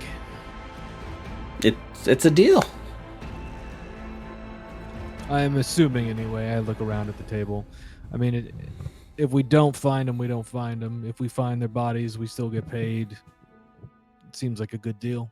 Mhm. If it's all the same to me, miss. If it's all the same to you, miss, I'd prefer this to be in writing. Oh, a contract. we have someone we can bring in, and I look to the right. Imp Willie. Wrong campaign. Oh shit. So yeah, you prefer a written contract. Well, I suppose we could formalize the arrangement. Just this part. Just this little thing, and then if future work comes along, then I guess contracts can be negotiable at that point, considering we've established a business relationship. It's almost like you don't trust me or something. I don't want to set up a residency. I just want a place to play now and then. if you want to contract, I will excuse myself so I don't listen to all the mumbo jumbo. Just for this first job. It's best practices to establish that everything's on the up and up for the first job, and then after that, we're less business partners and more friends. Okay, suit yourself, and I will excuse myself from the room. So I need, either Aurelia or Elanir, depending on, or even helping each other. One of you guys gonna need to make a diplomacy check here. My diplomacy is +3. What about yours? -1. Well, sounds like I'm doing the diplomacy check. All right. I love how the bard, who's got a wicked good diplomacy, leaves the room. Yep. Good to know. That's an 8. So with an 8, you are requesting a. You're making this diplomacy check. You're basically making a request here to make a contract, and with an 8, you fail. And as Hal kind of leaves the room with quickly, right, leaving this sort of tense situation, and she watches him go, and you kind of watch as her demeanor changes a bit, and she hardens, kind of her face hardens. She's no longer this soft sort of amicable woman that she's been putting on, and she just says, "You can take the deal, or you can leave it. But make no mistake, we are not friends. And I will not put any of my business in writing." That's what I figured, and that's what I was checking. Good to know. If we find anything, we will let you know. Yeah. And she kind of gives you a very terse sort of don't test me sort of look, and leaves the little room. Actually, she goes to leave, and how she had locked you in here, so you tried to leave the room and it was locked. So you look up and you can see that she said this. So then she kind of comes over and unlocks the door and lets you out, and she follows you out, leaving the rest of you guys kind of there in her wake. And I think at the end of that conversation is where we'll go to our break. So it's 8:34 right now. Let's take a 10-minute break and come back at 8:45 and close out the rest of tonight's session. Sounds good. So, Sounds good. if you're watching live, don't go anywhere. If you're watching YouTube, it's going to be just a second later anyway, so don't go anywhere. We'll be right back.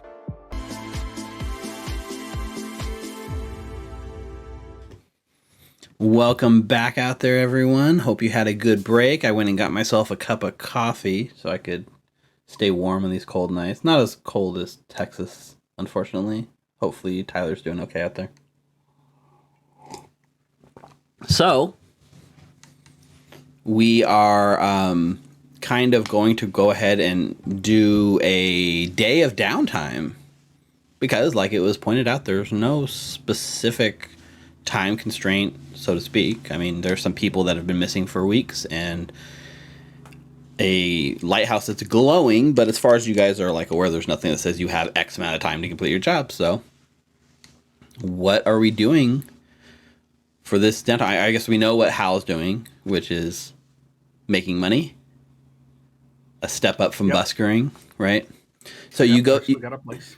Okay, yeah, you go to Yin Yasara, and what she kind of asks you is now, I just want to be sure, because I wasn't sure with your friends there or not. Are we talking perform? Or are we talking, and she's wink, wink, perform? I don't know the difference, but I will play music over there, and I will point to the. Oh, so perform for real. You just really not underworld jobs. Perfect. Yeah, go ahead and set up over there.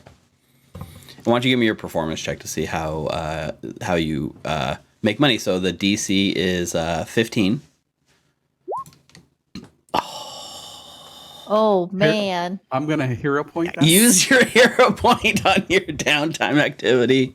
That's a natural 1 even. Yeah. Okay. Oh, even worse. I mean, I don't know about even worse, but still pretty bad.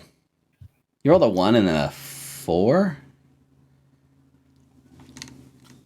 So maybe it's the way she's eyeing you, and maybe it's just because you came in with too much bravado and ego, but it goes pretty bad.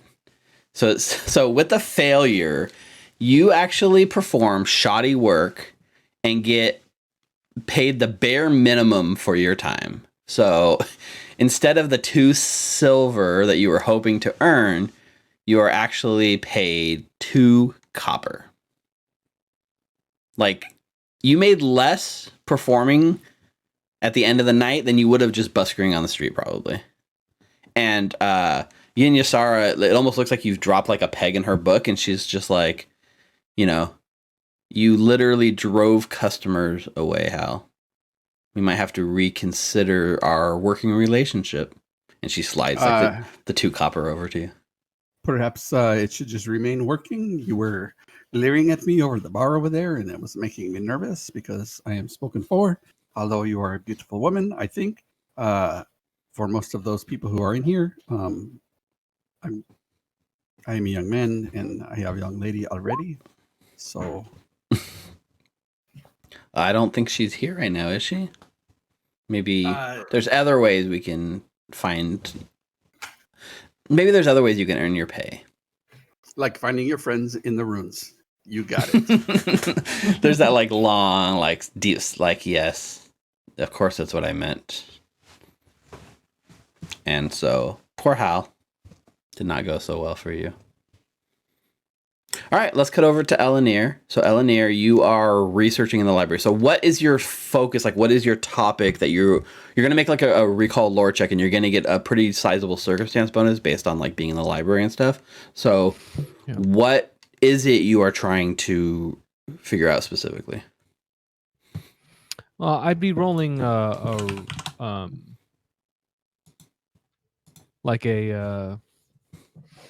what I'd be rolling here, is that just based on whatever I'm going to be researching? That's what's going to decide what I'm rolling? Basically, right? If you're researching like magical effects, it's going to be an Arcana recall. If you're going to focus on like ghosts and spirits and undead, it could be religion or occult. Depends on what, basically, depending on the topic you're focusing on, would be what roll you're going to make. You know what? I was going to like try and think like really high-minded and think like, oh, Gauntlight, the place itself and any information and stuff like that. But at this point, that's also based on what happened in the last section, I would like to roll occultism to get information on the ghosts that almost killed us. Yep. So more you're trying to like understand like the sort of undead creatures you're dealing with. I think that's a good thing. So ways to deal with them, how to protect ourselves, all that stuff. Yeah. Okay. So what I'm going to have you do is give a recall, occult based recall knowledge, and you're going to get a +4 circumstance bonus for using the library. Yeah. Wow! Finally, a natural 20. Whoa! So that's a 31. Very nice. Well, that balances out our natural 1 on the other side, so that seems like a good bit of downtime to use. Yeah, what is this stat sheet for this ghost that just appeared on my screen? Yeah, so with a critical success, you recall all the knowledge and gain additional information or context. So based on what you learned, and the thing it comes down to most is the thing that gives it away is the blue light you saw. The blue light coming out of the eyes and the mouth and the way it was described. And you find research that like talks about this very specific thing. They are kind of referred to in the occult world as what's known as a corpse light. Oh. And they are basically related to a will-o'-the-wisp in a way. The way that they're described, and the theory is that it's basically a will-o'-the-wisp that starves to death because there's no life to consume, and then rises as a glowing sphere of like spongy wetness, which is known as a corpse light. But a corpse light is not a skeletal creature. A corpse light is just a sort of spirit that inhabits dead, specifically inhabits dead bodies. So the skeleton form you're facing is likely just a host for the actual creature who resides inside. So once you take down the corpse light appears, and the thing you have to be wary of is making sure it doesn't have another corpse to inhabit. Because if it does, it just rises again. Okay. Does it talk about how to deal with that corpse light once it's out of the body? Its biggest weakness is sunlight. It is completely like powerless, not completely powerless, but like completely restricted when it's exposed to direct sunlight. So like if it's in direct sunlight, it can't claim a corpse. It can't act. It's like basically super disoriented. So the best way to deal with one is to expose it to direct sunlight. Yeah, thinking back in there were like stained glass windows in there, stopping the light from coming in. Yes. It was very dim, but there was some light kind of coming in at the north end of the room through the stained glass windows. Interesting. Yeah. Good remembering there. Well, you got a critical success. So like you got a lot of information on this research check. So congratulations. Badass. Yep. Okay, cool. So they are definitely in the Wisp family. They are undead. They do not like sunlight, and they take over corpses. Okay. So you're going from book to book, and you find multiple sources of evidence that all seems to corroborate this sort of thing. Cool. That's what I researched today, because I mean, in his mind, like if we're going deeper into this thing and we know that ghosts are like a part of this what we're going to be dealing with, like figuring out what was going on with those. That's why that was his main course of research. But Elanir is all about researching stuff. So every single time we come back to town, he's going to be coming back to the library. Yeah, and also if there was like if they made a hypothetical ranking system for different power levels of creatures, this falls in the level 2 tier. Ooh, so he gets an idea of like, oh, these were kind of dangerous to begin with, so we made a mistake. Going in like you did, you were caught unaware and they were super dangerous for you guys. But with this knowledge on your side, it might be enough to turn the tables. That's a good point. Thank you, Steve. That's it for me. Thank you for that awesome roll and allowing me to share some of that lore. All right. Let's do New Lara. Okay, so I would like to first research how much everything would be in total for the shopping list. I did my maths. It's 6 gold, 8 silver. Okay. And then I would like to go back and forth between the market and the fishery to offer my services to just like help transport heavy sacks. Yeah, you just want to get a job. Yeah. Digging graves, not paying the bills anymore. I guess you never were officially paid for that, right? No. Okay. Yeah. So, so it's going to be an earn income roll, same as like Hal. You can go ahead and mark off whatever equipment you were buying. Do you have the gold? Like you guys as a group had enough gold to fund that? Would you say it was 6.5? It's 6 gold, 8 silver. 6 gold, 8 silver. So, Oh, I see. Yeah, because you wrote it in the chat earlier. mhm. That was for the thieves' tools, the grappling hook, the crowbar, the repair kit, and the compass. Yes. Okay. So, I mean, if you want to like do your work and then come back with that list, then we can talk. We can get the money together. Sure. Yeah, And that was we- the plan. Like I went around to just what's the word? I'm running out of words today. Just to see how much everything was, and then after figuring it out, I was just gonna go straight to work, come back after everyone's done with their business, and then let them know what I've discovered. So I'm going to allow you to tell me if you want to do. You're doing like lifting. What sort of skill do you think would be tied with that sort of income earning? Like athletics? Yeah. Okay. Why don't you give me an athletics roll, same as Hal, as you spend your days? Oh my god! What the heck? Wow. Natural one. Hero point. Hero point. Oh my god, Natural you 20. guys! Natural 20. That's better. Okay. Oh, Better. what is happening? An 8. You So turn a critical failure into a success. So, congratulations. For this task, are you trained in athletics? Not expert or anything. Trained in athletics. I guess it's the same either way. So with a success, you earn 2 silver for your backbreaking sort of like loading. The thing that they need most help with, not necessarily the fish, although that is an option, but like there's like this whole like log flume thing down at the edge of town, and they push like giant like kind of cut timber down the chute and into the water, and they need to be like loaded onto the ships. So there's a lot of like heavy lifting to load all the wood onto the ships. You probably make 2 silver doing that pretty easily.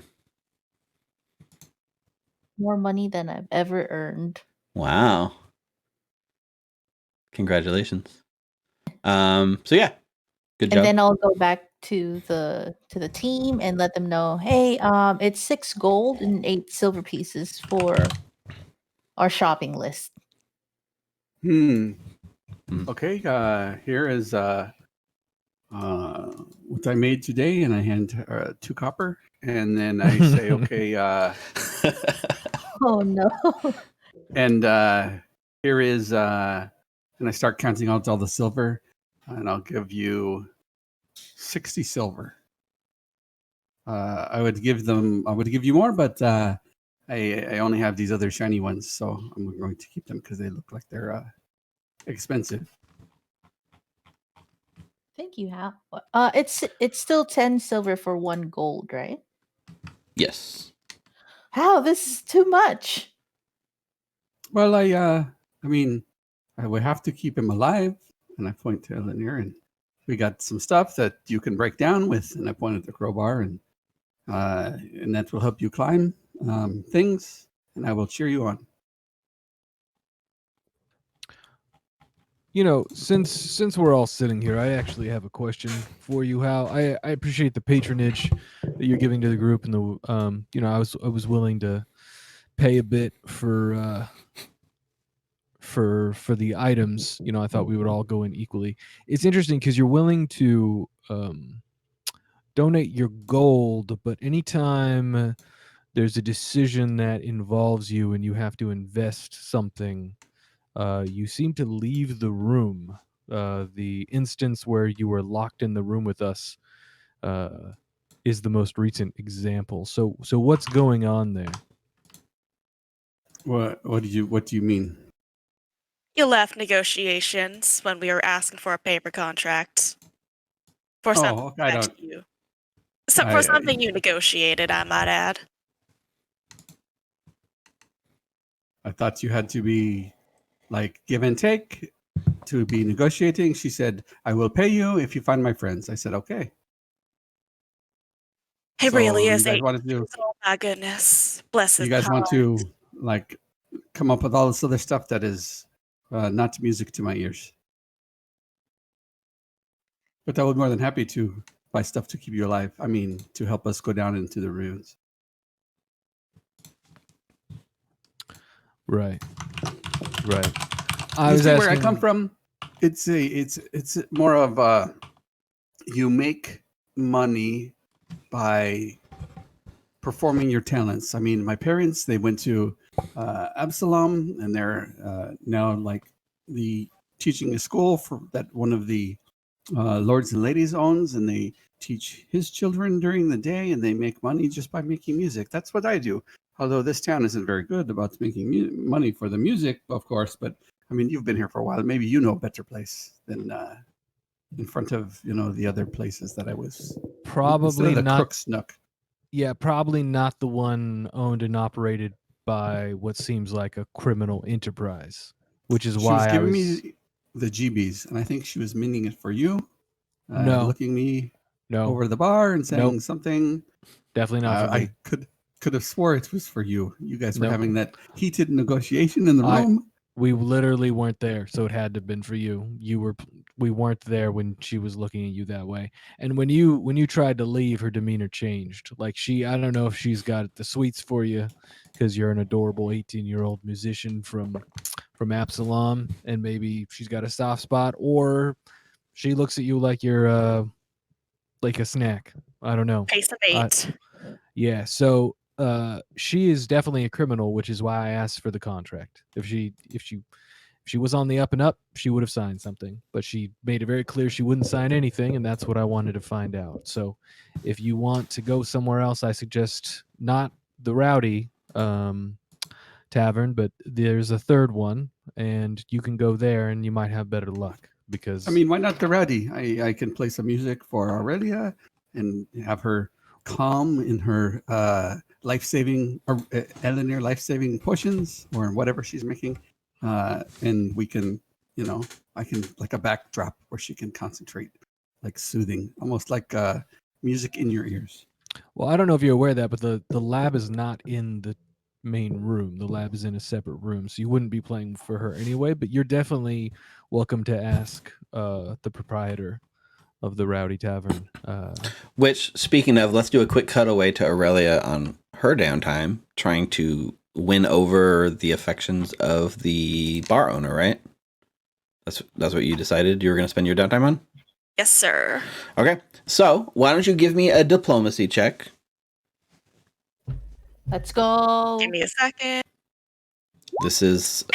oh my We either roll natural natural one or one. natural 20s. Yeah, no look at that. between. Look at that. Either 8, 1 or 20. 1, 20, 1, 20. Very awesome. Okay, so with so I'm gonna just do so this is the make an impression. It sounds like she's going to give her the deed to the, Just take to my the bar. tavern. Just So- please. So you have a start. So the way this works with like conversation and people and stuff, right? You basically start with a certain level of like friendliness and like I guess it's called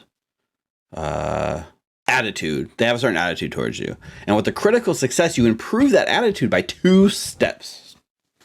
So this lady started off. This is the Rowdy Rockfish. So she starts off indifferent. So you've moved her up from indifferent to like friendly, and I forget what the next level up is. But basically, she turns from more than friendly. You've made such an impression on her, on this Brelda Venkervale, that she is now what is known as supporting you guys. So now she has like opened up her tavern to you. I think you probably maybe talk about the alchemy with her son. She tells you like a kind of a sad story, which is like the tavern actually isn't hers, it's her son's. And, you know, her son, he had he has some rituals. He loved to go on early morning walks, especially like along the edge of the graveyard, occasionally up through the swamp. But like a year ago, he went on a walk, just like he always did every morning, and then he never returned. And so she kind of stepped in to take over for him until he got back. But given that it's been a year since he's been gone, she's kind of made peace with the fact that something happened to him and he's not going to return. So she still runs it just as a means of sort of, you know, giving her something to do with her day and pay the bills. But she has this like love for her son, and when she sees you like working in the alchemy and stuff, it kind of connects her with you in a way that she kind of feels like she's got a little bit of a connection with her son, and you probably press that a bit to have her like really fall in love with you. Sounds good. And so at this location, which is now supporting you guys, so you guys can mark that you're being supported by the Rowdy Rockfish. And so let's see, that gives you some more benefits. So let's see. So they do the Rowdy Rockfish does housing and parlor. So the housing tag means you guys have living accommodations within her tavern at no charge. And since it's a parlor, socially inclined characters can retrain more efficiently here. So checks to gather information or earn an income with a performance gain a +1 circumstance bonus. Oh, shit. So Hal, you get a +1 to your checks to earn income. And also, if you guys want to like smooze patrons and try to learn any sort of information, doing it here within her tavern gives you guys a bonus because she's supporting you. So that's really cool. Congratulations, Aurelia. Well, I'm glad that 2 of us can actually do something worthwhile in this group. Wow. I'm just kidding, guys. I'm just kidding. Like Hal's like, I got 2 copper. Slides it over.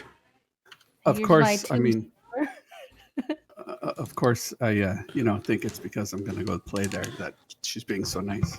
So the 5 levels are starting at the bottom. It's hostile, and then the next level up is unfriendly, and then the next level up is indifferent, which she started off as, and then the next level up from that is friendly, which is like has a good attitude but won't stick their neck out to help you, and then helpful is the top attitude you can have with someone, and that's basically willing to help you and responds favorably to your requests. So if it plays in really nicely that you've now got like a home alchemist lab to use, Aurelia, and you guys just kind of have a base of operations in general now. Nice. That's awesome. Yay. That's really cool. Okay. So, I guess the last thing that we would need to like sort of cover is like the sort of like follow up with Wren and having the like talk with her like under the stars and the tea. Yep. We'll do that. Yeah. So we cut to that. There's like the montage of you guys working and sweating and doing all this backbreaking labor and playing your like lute and breaking a string and like researching in the library and just chatting with this like older dwarven lady. And then as you guys are like exhausted from a hard day's work, we fade to you guys kind of sitting under the stars. Wren's got her canopy pulled back, and we kind of cut into like these sort of conversations. We catch you guys mid conversation basically, and she's like, "So tell me more about these ghosts you've encountered." We thought they were ghosts at first, but I've done some research and I look at the group. I meant to tell you all this, but this is a good time as any. And then I go into the explanation of the what did you call them? The corpse lights. Corpse lights, and what they actually are and how dangerous they are for adventurers such as us, and how we can take care of them. This is the kind of sort of like art that you would have gotten. Ooh. Like description in the like aria. This is also your Otari map. But yeah, that's what they kind of look like. They are these like floating spirits that inhabit corpses. Yeah, so less a ghost and more a will-o-wisp. But yeah, like I told you, we've got an ally, and we're going to be making our way. And I look at Hal deeper into the under the gauntlet. Well, Making our way down. what is apparent that, you know, something has activated this gauntlet, this lighthouse, and it's obviously coming from somewhere below from the way you described it. I guess the next step would be to find out what's powering the lighthouse. What's changed to activate it. Right. So that will be our next sort of step in your journey, so to speak. She does kind of go back to as you're describing that scene in like the church with the like stained glass windows and all of the iconography and stuff. And she does say like one thing interesting from her sort of putting pieces together is that Belcora, the old hag, the one who built the keep and, you know, lived there hundreds of years ago, she was an open worshiper of a god known as Nimbaloth. I'll copy paste that for you guys. Known to many people as the empty death. Her followers believe that will-o'-the-wisps are her eyes, and the fear that you feel right before you die is caused by her breath upon you. Huh. And this sort of cathedral you mentioned probably is dedicated to her. Interesting. Yeah. Not sure if that's helpful in any way, but it was something that Wren wanted to share with you, hearing your tales. Do you have any information about this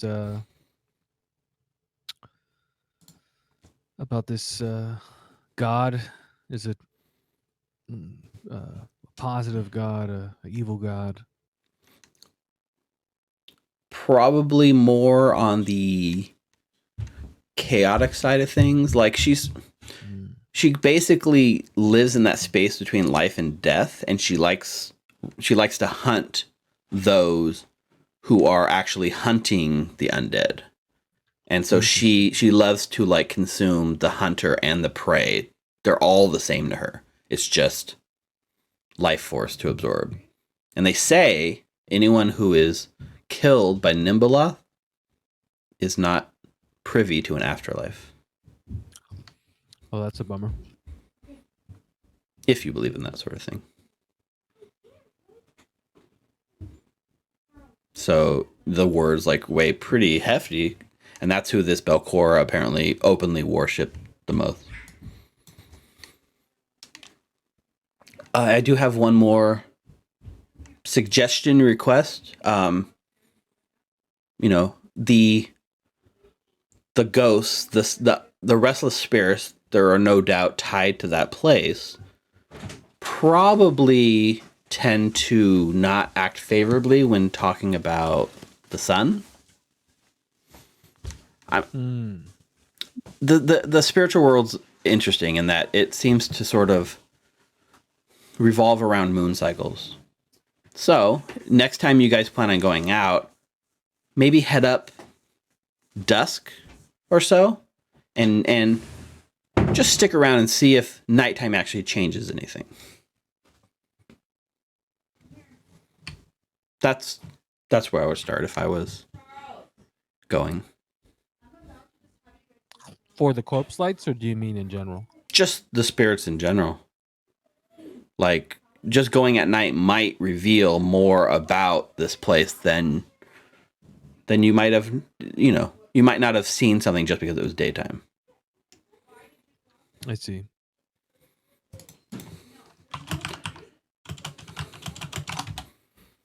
Just some food Feels for a little thought. bit more dangerous. Right. That's why she's suggesting going at like dusk and then just sticking around past night, right? Mhm. But ultimately it's up to you guys. So we get the last shot of you guys like sitting around, sipping on your tea, like, hearing this sort of like scary information, and that like smash cuts us to going back to the ruins. So Here we go. are you guys, what time are you guys going? Are you guys gonna take a revising with death? You guys want to go back in the morning? Let's have that conversation before we go to bed tonight, since we just got back from Wren's. We've made our way back to the rowdy rockfish. Okay. Well, do you guys want to go in the morning, or do you want to go tomorrow after? Afternoon, after I wake up, yes. Right. Heading there at dusk would actually work a little bit with my plans of buying out the shopping list. Which reminds me, I was doing some computations and then I pull out my parchment. So it's 17 silver. So if we convert the 6 gold, it would be 17 silver for each of us. Hal was generous enough to give us 60. So I was planning on using the extra 43 silver from his share to just buy an extra healing potion. I'm amenable to that. Yeah, that sounds like a wonderful idea. Okay. So that would be 17 silver from you, and I. And then I look at Aurelia and Elenir, please. Yeah, you get 17 silver from me, no problem. Gold piece and 7 silver. Oh, whoa. You guys are so generous. Okay, and then I'll go shopping for the whole list and an extra healing potion. Okay. Tomorrow. Yeah, that's fine. Before Just go we ahead and leave, mark. yeah. Just go ahead and mark it off. Right, that happens off screen. Yes, sir. So, at this point, make sure you've taken whatever your long rest preparations are that you need for adventuring. Right. All your alchemical stuff has been created. Your spells have been prepared, etc., etc. I'm gonna drag you guys back to the ruins. So there's that sort of glowing, like now that you're like looking for it, you can definitely like notice as you're getting closer, at least, the glow of the lighthouse in the sky, right?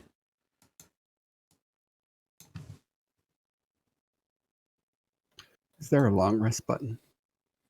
I don't know. Just kidding. I don't know. There might be. Foundry probably has one. Oh, Shots fired. Definitely has one. Well, we'll find out next week, won't we? Not that I looked, but Oh, okay. Yeah. So are we going back at like dusk so it's still light, but within a few hours of night, or what time do you guys want to head back? I think that's a good plan. What does the group think? I'm good with that. Okay. Sounds agreeable. So as you guys kind of approach, and it's been almost like, actually it's been at this point, over 48 hours since you left the ruins, right? Because you guys went back and then spent a whole day down and then came back at dusk. So you guys left around 3 and now you're back probably around 3 or so. So it's been 48 hours since you left. And the one thing you notice as you come back is like out in front, there's like, you see Boss Scrag, like with a shovel in his hand. It looks like a very crude, very makeshift sort of shovel. And you can see that he's out here and there's like some fresh mounds of like body kind of buried in the muck of the swamp. And Good for him. it looks like he's like buried his entire clan. The Mudlicker clan is almost entirely extinct. I And- want to clear something up with all of y'all, if you don't mind. Sure. mhm. I know that we are just trying to find our way around Otari since the majority of us are newcomers. I'm also not going to be committing genocide. I want to make that very clear. Sounds good to me. Duly noted. What's I need to. Did Hal say what's that? He did. Oh, bless your heart. Oh no, our 18-year-old. I'm I not just going to play explain it to him. music. I'm committing my music to memory. If that is okay with you, I will commit music to memory. All right, someone explain it to him while I talk to the god in the sky. So I look at Steve as Jordan and I say, so today my familiar has speech, flyer, and focus rejuvenation, Okay. which means my bird can talk now. And whenever I refocus, my familiar regains a hit point every single time I refocus. That's pretty cool. And I will pick spells off camera. Okay. Yep. Go ahead and prepare all of those. Thank you, sir. So as you guys kind of approach and you like Boss Craig is like working in, like he sees you guys kind of coming up and he immediately like kind of rushes over with like a big, like sort of like not smile, but like a sort of wide-eyed look. And he, his crown still sits upon his head and he's like, I wasn't sure if you were going to actually return. I've been busy while you're gone. I've cleaned up the place. I buried my Mudlicker clan. I understand it. It was different circumstances. Maybe things could have turned out differently. But I did good, right? I'm sorry for your loss. And also the hand we had in it. Yeah, now I feel bad. I mean, it's the way of the world. I was the strongest of the Mitflits and they followed me. You guys are obviously much stronger than us, so now I follow you. We're the Mudlickers. We're all the Mudlickers now. Sure. Wow, I didn't expect this.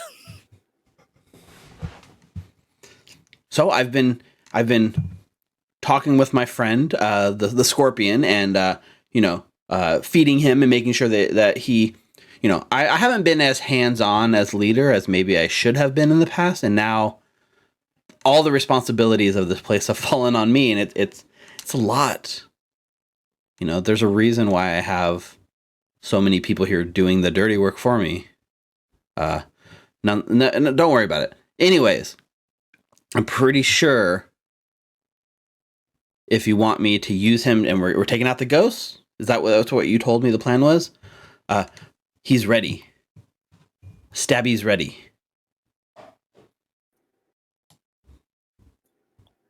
Sounds good. I have a question. Is there anything you've been in these ruins for a long time? What's the main difference between how the ruins are when the sun's out and how it is when it's dark? Well, at night,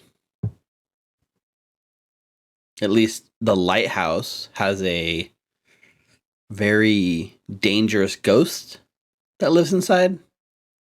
Ah. So you've seen the blood spot, right? Mm.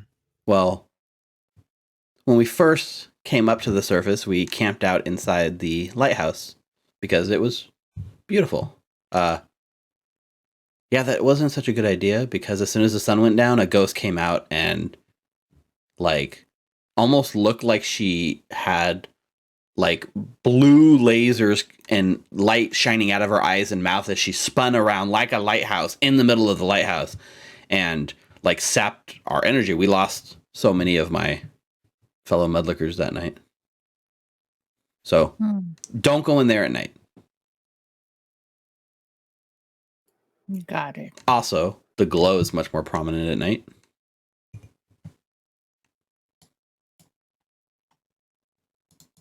That's why you have stay out on your map. That is correct. I see. There are other spirits haunting this place, but that one you definitely don't want to go near.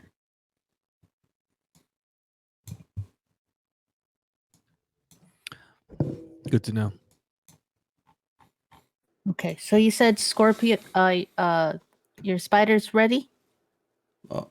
No, you killed my spider. You Oh, killed sorry. you killed Bitey. What was his name? Bite. You killed Well, he was Bite gonna Bite. kill us. So Yeah, no. but it's okay. I've upgraded. Now I've got Stabby. Stabby. And Stabby's gonna help us with the ghosts, correct? If that's is that still the plan? Yes. He nods. Sure. So we have some information on the ghosts, quote unquote, in the shrine to the north of you. Oh, Apparently that place they is are- terrible. Do not go in there. Yeah, they're corpse lights. So during the day, if we break the windows in that shrine, it should weaken them to the point where we should have a much better time fighting them. Ah. Always using those brains. That's why you're the boss. I used to be the smartest. Now I'm I'm not. not the boss. You look and he seems to be like, the way he's looking at you, Elenir, like he seems to regard you as his master. Lovely. All right. All right, so shall we head in? And he kind of like starts heading in, like the front door.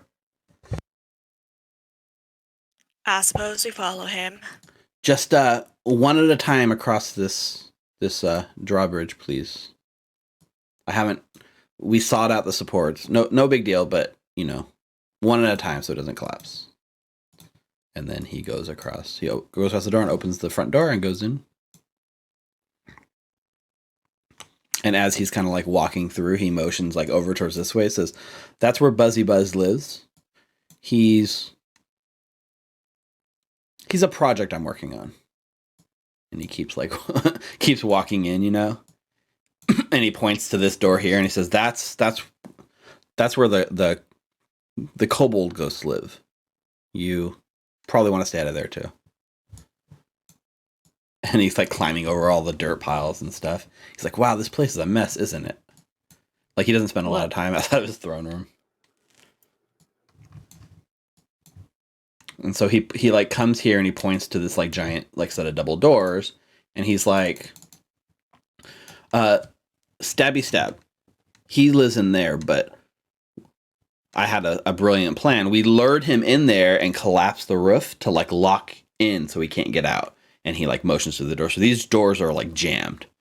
But if we go up and he points up and you can see like the roof like open and stuff, we just crawl in and drop down from the ceiling.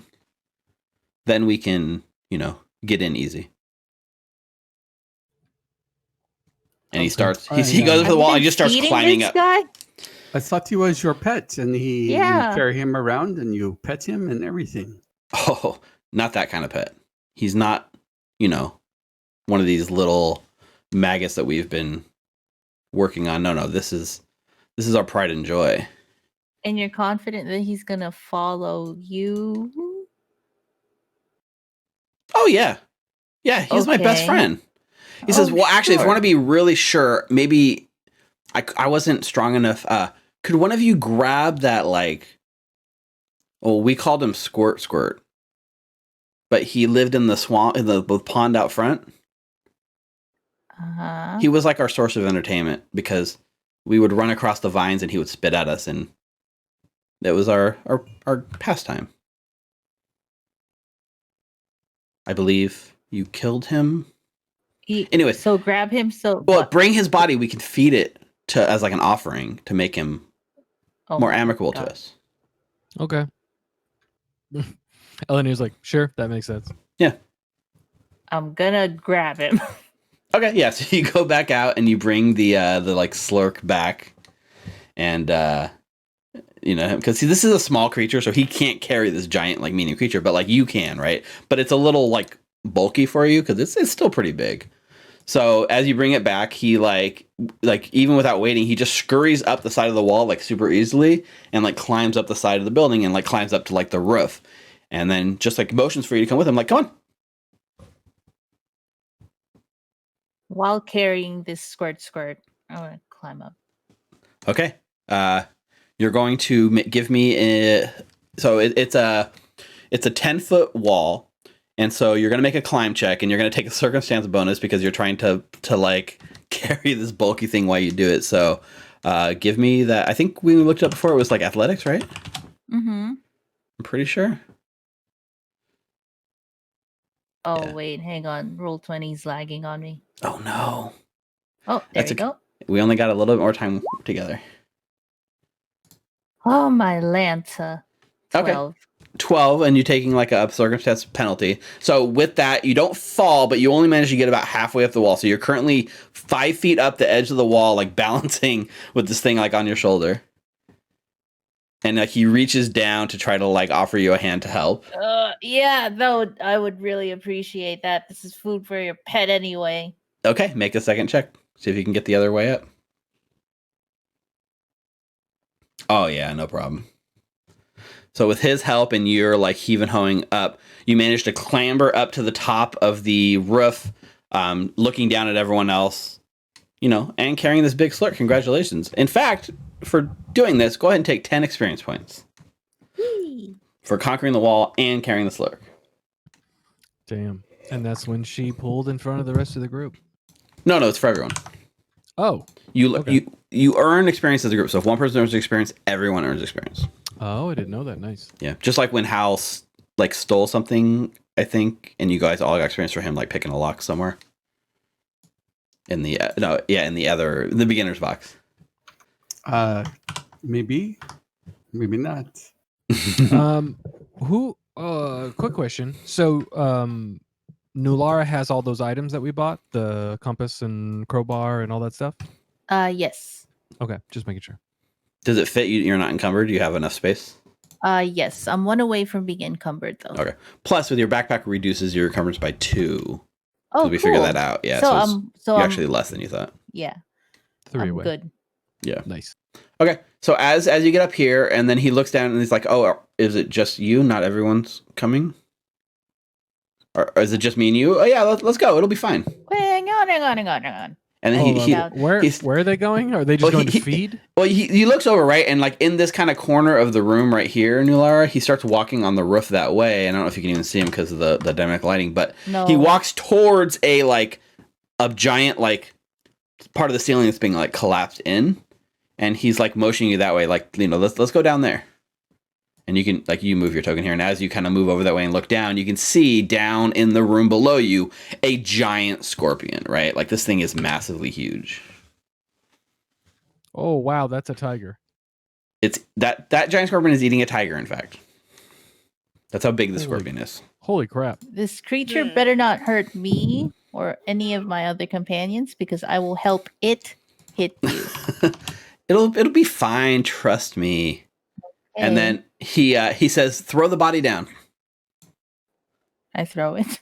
Okay, so there's like a slump as like it like goes down into the thing, and as it does, you see like the giant scorpion kind of scuttle over that way, and you see King Scrag, and he starts like talking at this thing, but it's weird, right? He's like talking in like this weird like clicking sort of movement and like hisses. To your ear, it almost sounds like he's speaking Scorpion. And he like kind of like crawls like down into the space with it, and he's like approaching it as it's feasting, and it looks at him, and it's like eating, and he's approaching it very calmly, and he's like saying like, listen, it's gonna be okay. Let's go, he's talking in the Scorpion language you can understand, but the sense, you seem to be like he's communicating and actually asking this thing to help it. So at this point, thanks to some of his special abilities, he is going to make a diplomacy check to converse with the Scorpion and request it to help. So, funnily enough, he has... So right there it says a 16, but he actually has a bonus when he's dealing with arthropods. So he actually got a 24. Good for him. 22. He gets plus 6 more than that. So as this thing's like scarfing down, he kind of goes up and he starts like touching it and petting it. And you're tense watching this, and it seems to work. And he looks back at you and he gives you like a thumbs up. He's like, "We're good." Oh, wow. Okay, so now it's safe for the rest of my team to come in? He looks at the Scorpion and he looks at you like, "Yeah, it'll be fine." Hey. I'll just make sure that everyone gets in here safely. So how would you like to? Because the door is like completely like stuck with debris. So Do we have? you can either all climb up and over, or you can just try to unjam the door. Do we have to get in there, or can you get out? Is there another door on the other side? I'm not sure I want to climb. You can see that. You can see there's another double door leading up. Can we walk your pet all around so that we could meet everyone else? Well, he can't. We would have to pass through the ghost. He can't climb. So that might be an issue. Yeah, you guys would have to climb in here as well. Listen, I'm not the plan maker. I'm the muscle. So you guys figure out the plan.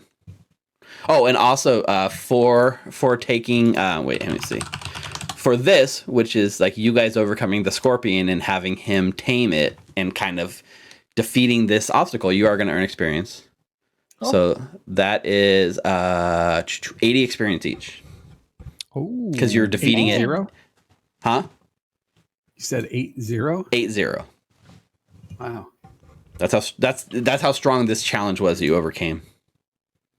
Oh, can I try clearing up this doorway just so that people don't have to squeeze in and then their check isn't as high? Yeah. Give me an athletics check.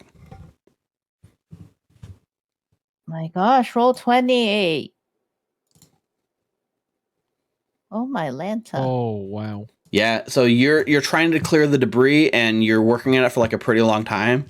And after like a few minutes, you're still trying it and it still seems stuck. And then he's like, "Oh," like Boss Greg like kind of knows what you're doing. He's like, "Oh, here, let's see if Stabby can do it." Oh, cool. So he says, "Stand back a bit," and he's going to command his. He's basically going to command Stabby to go bust down the door. Back up, big Scorpion. It's a 16. So the Scorpion like stumbles right towards you. And the Scorpion's going to make an athletics check to bust down the door. Gets a natural 1. Wow. And the Scorpion like runs at full speed into the door. And you all on the other side all watches the door like buckles a bit and then like gives in. Like it just like shakes and there's like some dust that settles. And Nulara, you feel a lot less bad about not being able to break down the door, considering the giant Scorpion couldn't either. And the Scorpion, like, it shakes his head and it looks really sort of upset. And then even Boss Scrag is like, talking to it. It's like, it's okay. It's okay. Yeah, maybe they could just climb. Maybe you can throw a rope over and hold on to it, Yeah. or tie it to I whatever's will in there. tie it to myself. And then We leave got it that to the- fancy grappling hook. Yeah. I'll- Wait, did anybody buy pythons? It wasn't on the shopping list. It wasn't on the list. Wow. Okay. Okay. Yeah. I think like some time passes, but it's not going to be like there's no chance of failure here. There's no pressing sort of things. Even if you fail, it's not a big deal. So given like some fast forward time, you guys are able to ferry everyone up and over and like into the room. That's fine. So I'll move you guys into the room, and then Elenir is still back at the entrance.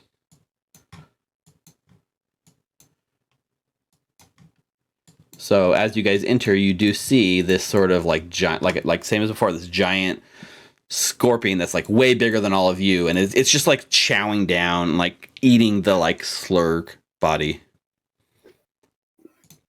And then Boss Greg was like, "Yeah, we've been feeding it and keeping it. As long as we keep it fed, it's happy." Who's a pretty boy? And he's like playing with the scorpion. And it's probably a little jarring for you guys. So, what's the plan? Are you guys ready? The other question is, it's 9:40. Do we want to go ahead and engage in the fight tonight? Probably not. Yeah, I Yeah. personally would have to. I have to wake up early tomorrow. Yeah, because I don't know how like long the fight would take, but some of the fights seem to go on for like a decent amount of time here. You know. Also, low key, like True. the rolls tonight aren't good. Yeah, maybe it's a good idea to let this one go. And next time Yeah. we can be on the new system. Yeah. Yeah. Well, do you guys want to call the session here, or do we want to do something else with our last 15 minutes, or even do a flashback to having maybe a card reading from Wren? Oh, that sounds fun. Who had a card reading Lara last should time? do it. Yeah. Let's have new Lara do a card reading. Yeah. That'd be 'Cause cool. it was Hal last time, right? Yes. Yes. Okay, so as you guys sit here with Boss Scrag, the giant scorpion, the four of you guys in this like sort of like caved in room. Actually, I never even read you guys the room description. So that's probably a good thing to read, just because I just skipped over that fact. So the ceiling of this room has fallen in two places. A smaller collapse destroyed a flight of stairs that once led up to the now ruined upper floor. A larger collapse mostly buried the southern double door, leaving a hole in the roof partially blocked with several crossed timbers. A second double door to the north has a stone face carved with skulls caked with tangles of moss. And it's similar skull architecture. Since you've already been inside, it seems to match the aesthetic that was going on in there. Which Wren has told you is kind of this what was it? Nimblas? What was the name of that god? I don't know the gods in this game, unfortunately.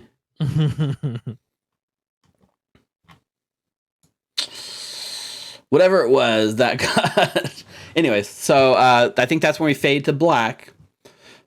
And instead, we kind of go back in time to like the night before where Wren, or 2 nights ago, where Wren was kind of sitting around with you guys. And with the starlight coming in and the moonlight, she like smiles as you guys gather around, and her eyes kind of drift to you, Nulara, and she kind of tilts her head and she says, "You're sort of different, aren't you?"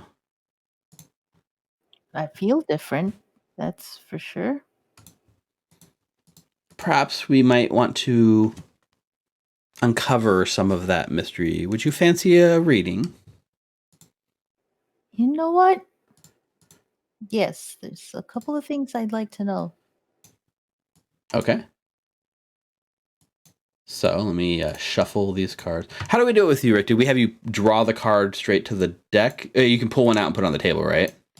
Yeah. Okay. So what I'd like for you to do, Nina, can you see the deck of cards in the corner? Mm-hmm. Okay, let me just cancel this. I put you on this page, right? So go ahead and like at the very top when you hover over, one card kind of pops up.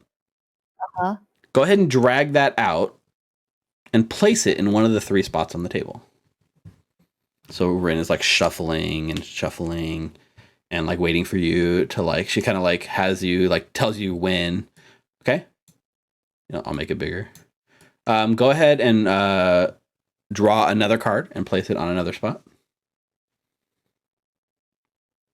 Okay, I'll go ahead and make it fit. And then last card in the last spot. And if you can, roll a D2 3 times.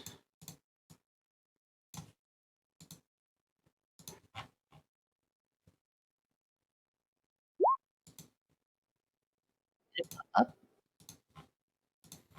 So, yep, up, up,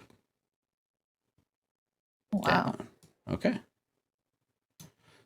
All right. So as the cards are laid out, much like she did with Hal, she says, we are going to look at we're going to look at your past, your present, and your future.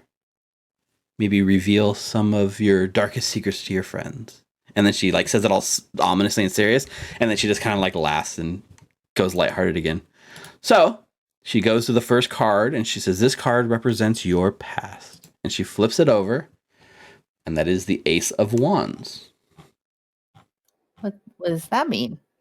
She looks at it and she says, well, this Ace of Wands typically represents new beginnings, invention, optimism, some kind of success. And she's kind of confused, and she says, what could this possibly represent in your past? Have you had success in your past?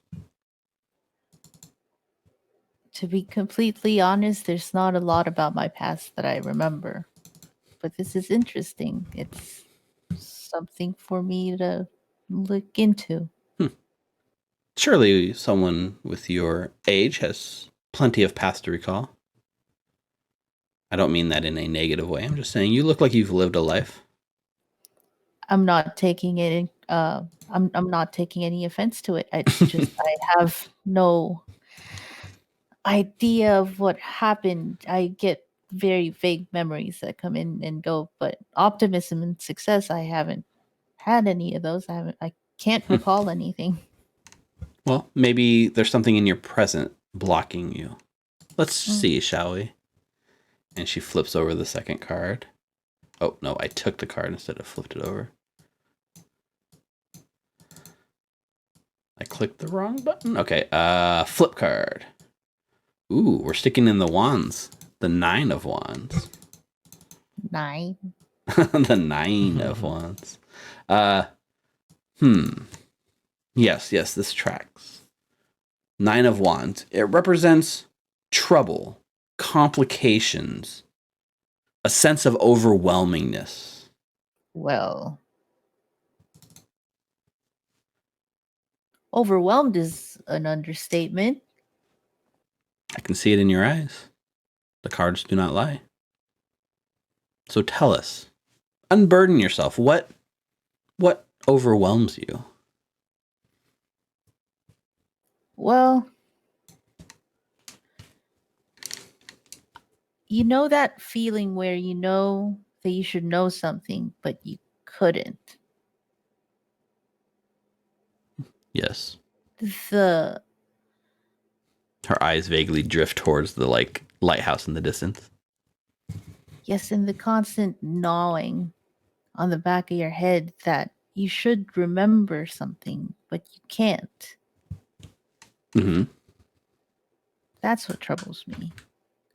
Because I have so many questions, but so far, the person or entity that I thought would give me answers hasn't been there. And then I look in the corners. Always checking the corners of the tent. Yeah. Or the room you're in. Mm-hmm. Well, maybe there are answers in your future. Shall we see what your future holds? And she flips the card over. Oh my god. You love those wands. I'm not very skilled with them. I don't know why this is what I picked. You got a flush. Yeah, the dealer didn't shuffle the deck. That's what happened. I shuffled it.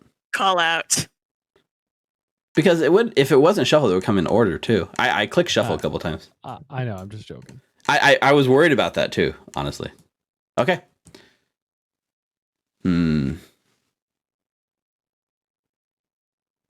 She looks at you. She looks back.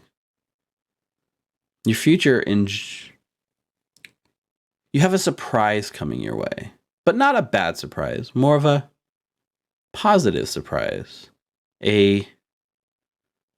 This card in the reverse position typically means that for the rest of your time, you will enjoy your life and live a happy life and have a happy future. There's pessimism on Nulara's face. Mm-hmm. And she's nice. She's like, I can sense your pessimism. However, that's what the cards say.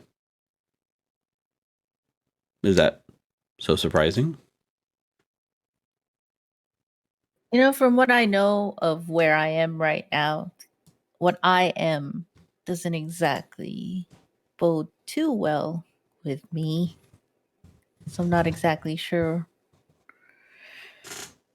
what success would be or what success would look like. But yeah. I mean, maybe success and a happy life is not quite the right way to look at it. Huh. Maybe it's just a happy ending, a peaceful rest, Huh. That'd be nice. Yeah. Well, if it brings any comfort, if there's one thing positive from everything that's been happening so far is I finally met people that don't look at me as crazy. So, and then I gingerly look back at everyone in the back. Yeah, what do your faces look like? Oh, is this happening in front of us? I think so. Oh, so you turn around and Elanir is like his this was the night before, right? Before we went to bed? Yes. Yeah. Okay, so Vana can't talk yet. So he has his hat on his knee and he's like sitting against the wall of the tent, or like just sitting there. I know he can't lean against it because of the tent, but he's sitting against the wall of the tent. And he has one knee up and the owl is sitting on the knee, and he's just like staring intently into the eyes of the owl, and the owl staring back into his eyes. He's not paying attention at all.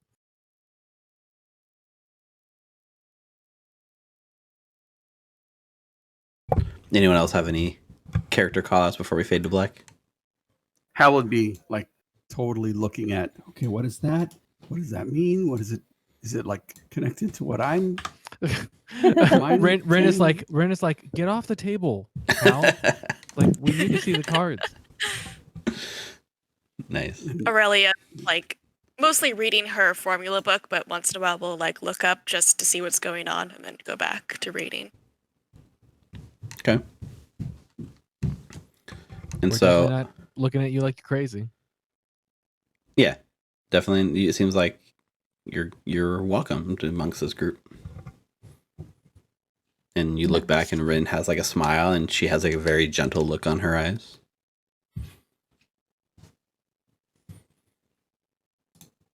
Thank you for your time. Yeah, I was looking up one thing on Wren real quick.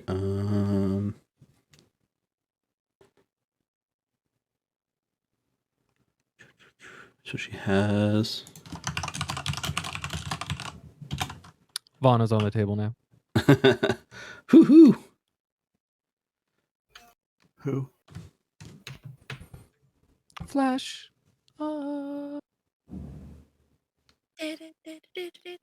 Okay, so as she's going to do this, she's going to like try to do a sort of read for you guys, right? So she's going to attempt to read your specific sort of fortune and try to give you like a bonus. Like she's going to give you like a Sorceress bonus if she's successful here.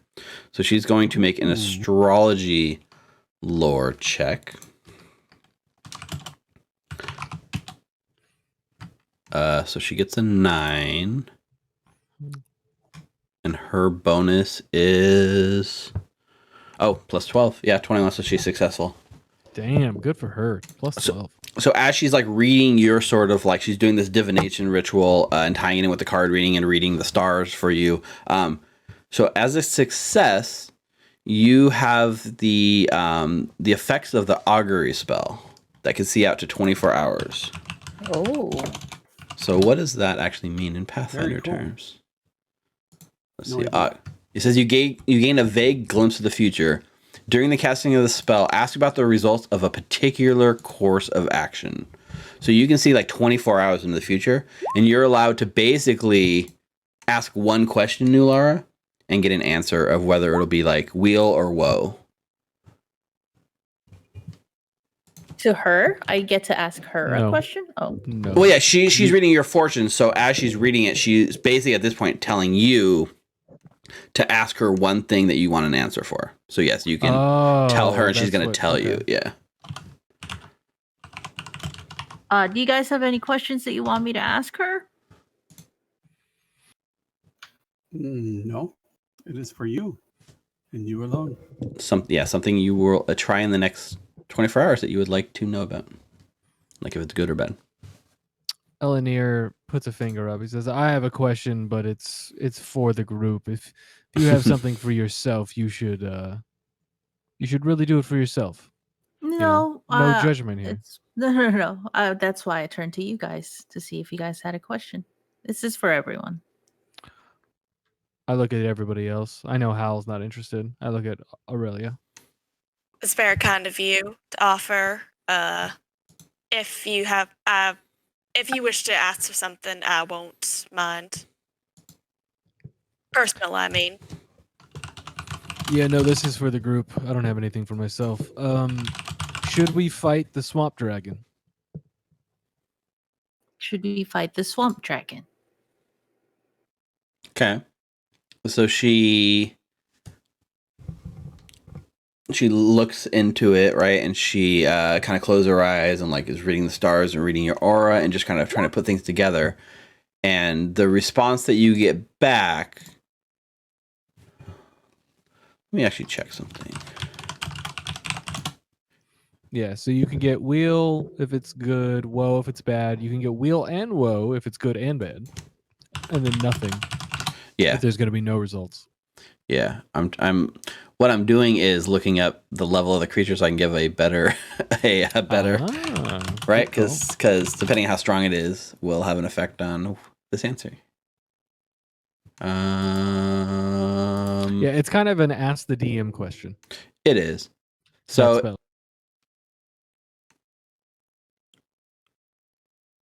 I think the answer that you get back is probably a woe. So she sees like bad things in your future, potentially wheel and roll, but like it seems to you get back a woe. Like maybe it's not a good idea to fight the swamp dragon in the next 24 hours. That's good information. That's damn good information. Thank you very much, Wren. You're welcome. Thank you for looking into the runes for me. And I think with that, we fade to black, and that is the end of tonight's session. So, yay! We didn't fight anything. We did a lot of roleplay. Sorry. Yeah. But I feel like this was a great roleplay session. Yeah. How does everyone else feel? Yeah, I mean, I like getting to know everyone's characters, so it's great. Definitely. For sure. I definitely feel like this is gonna kind of be the cadence of our campaign, which is like go to the ruins, do a bunch of sessions, and then come back and have a bit of time to kind of check in with the town and your guys' context and develop that a bit, and then head back to the ruins over and over. So also this is like, because we're so early in the campaign, this is like a good groundwork thing where like we've established who's like maybe a criminal underworld lord in this town who we would want to go to for for work in that area. Mhm. We established a really good connection at the Rowdy Rockfish. We now have a base of Really good. operations. We have an alchemical lab that can be used anytime we're in town. Like, this was a good Mhm. a good session for stuff. Yeah, absolutely. And I gave a bunch of lore hooks for you guys just sprinkled in there. Like nothing that's like, oh, let's drop the campaign and like run and check out what's going on, but like still bits of information that you guys can follow up on at a later date. So overall, it was a pretty successful session, and also our last on Roll20 tier. So when we come next week, we are going to be rocking the Foundry tabletop, which has so much cool features and UI tools and better character things. Like just everything seems to be taking it up a notch. So if you are like me and have used Roll20 exclusively for no other fact than it was the popular table and it was the easy one to use, and you've maybe leveled up your game since then, give Foundry a try and use the referral code Brianna. So Foundry owes me more money. Yeah, to get 0% off your next order. But overall, I enjoyed tonight's session. I hope the viewers did. Like this was a roleplay heavy, which I feel like we needed. So awesome. Let's do our sign off. So I am DM Steve. You can find me on Twitter at Steve the DM. I'm on Twitch at DM Steve and also YouTube as DM Steve. We stream live on Wednesday nights at 7 p.m. to 10 p.m. Pacific, and we usually post the videos the next day on YouTube. And so that is our current rollout schedule. Why don't you guys go ahead and go around and say goodnight? Anyone that has... Should we do a sign off? Let's just go around. Let's start with Nina. Thank you for watching, everyone. Same reminder, please wear a mask, double mask if you can, and have a good night. Thank you. Rick? Hey guys, thanks for watching. If you want to catch more stream action, follow me at Hallowed on Twitter, Hallowed Hunt on YouTube, and Hallowed RPG on Twitch. We typically stream 3 times a week. We have this game and our Sunday night game, Beyond Avernus, with DM Steve here, and we run rotating DMs on Friday, and we'll also be trying out Foundry. Hopefully we can get some of the same people here this come Friday night just to kind of test out a one-shot. Thanks, Steve, for running the game. Yeah, awesome. No problem. Let's the Foundry VTT representative, Brianna. Good night, everyone. I literally found Foundry through Googling, so I am not actually a Foundry spokesperson, influencer of any of that kind. Ooh. I just Not found yet. shiny, and I showed it to the group, and now they are all transfixed by the shiny. So, like Nina said, please wear a mask, social distance, double mask if it's possible, and if it is available, please get your vaccine. Well, it's kind of like the story The Giver. Have you guys read The Giver? It's a pretty common story, right? Mm-hmm. So, Yes. everyone sees the world in black and white. And so, using Roll20, we just saw the world in black and white. And Brianna opened her eyes because she was the giver, and she gave us Foundry, and now we're seeing in color. And now they owe her That's so deep. much money. Foundry, I will accept 5% of whatever profits you. I'm just kidding. She's not. She is. Okay, and then last but not least, Jordan. Hi. I am currently able to see color and lover of shiny things. Jordan. Don't follow me anywhere. I don't have a social media presence, and if I did, it's not worth following. But definitely come back for Hallowed's game on Friday. It's going to be a lot of fun. I know it. I don't even know what it's about, but I know it's going to be fun.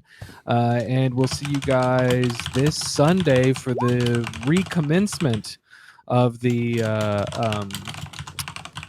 Avernus games. It's going to be fun getting back to that. True. I'm sorry that you all missed Janice's 2-shot that we did the last 2 weeks. It was maybe the most I've laughed in a game my entire life. It was so much fun. And remember to stan Luna. Thank you. Stan Luna. Stan Luna, indeed. Well, that's going to do it for tonight. I think our new group name is set, right? We're the Mudlickers now?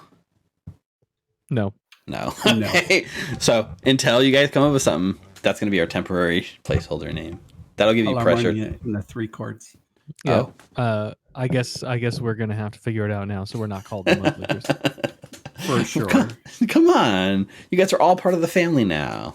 Anyway. Fauna and the Mudlickers. It Well, could be called Dinner, there you go. or at least Eleanor. Wow. Anyways, that's going to do it for tonight. See you guys next Wednesday, 7 o'clock on the Abomination Vaults. Take care, guys. Bye.